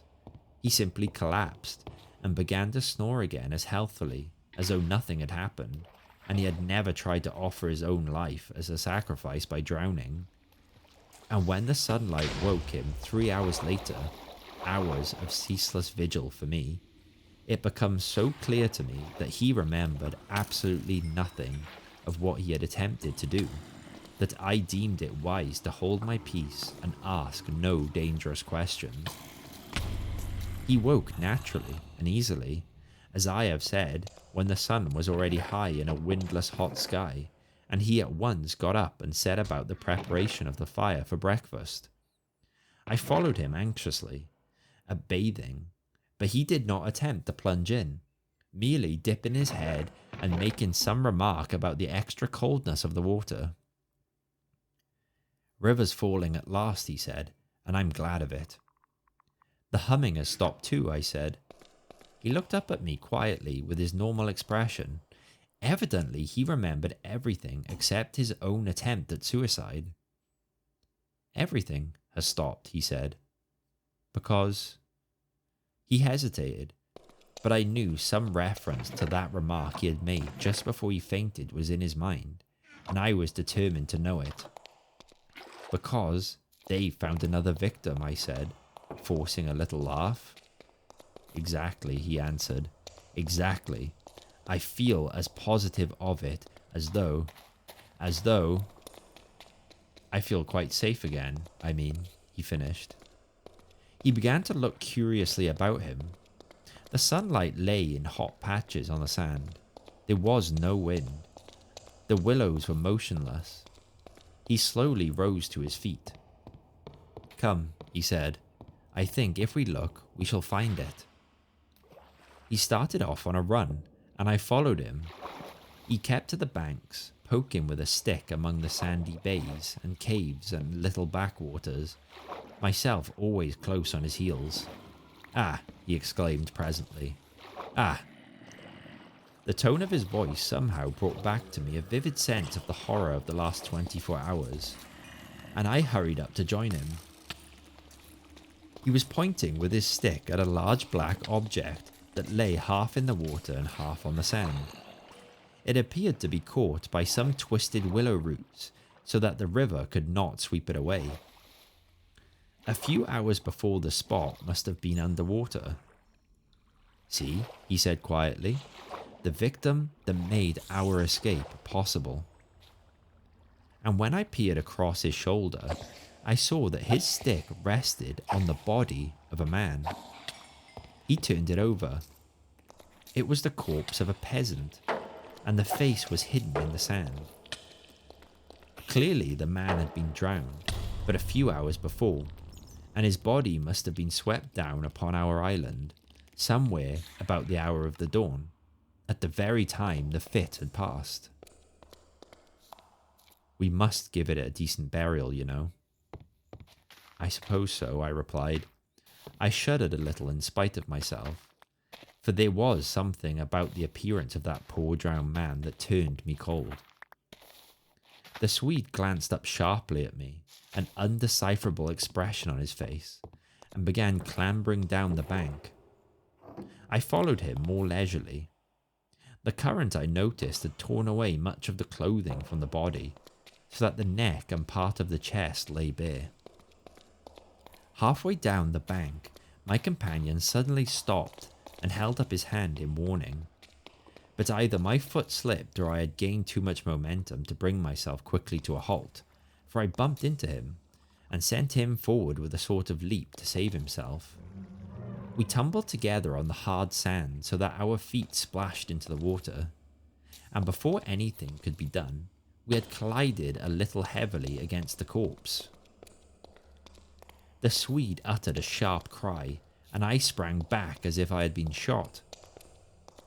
At the moment we touched the body, there rose from its surface the loud sound of humming, the sound of several hummings, which passed with a vast commotion as of winged things in the air about us and disappeared upwards into the sky, growing fainter and fainter till they finally ceased in the distance.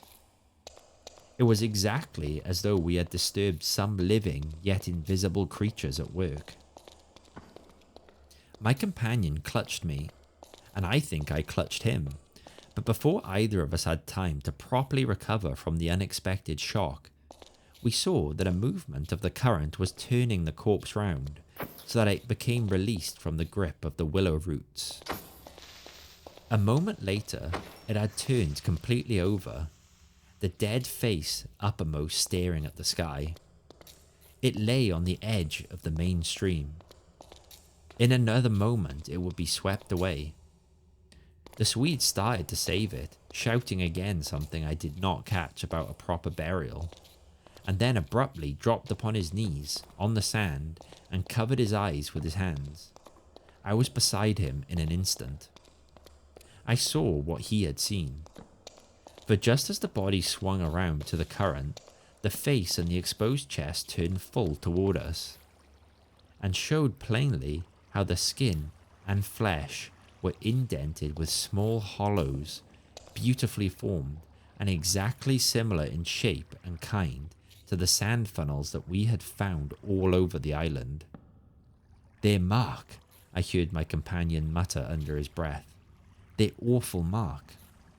And when I turned my eyes again from his ghastly face to the river, the current had done its work, and the body had been swept away into the midstream, and was already beyond our reach and almost out of sight, turning over and over on the waves like an otter.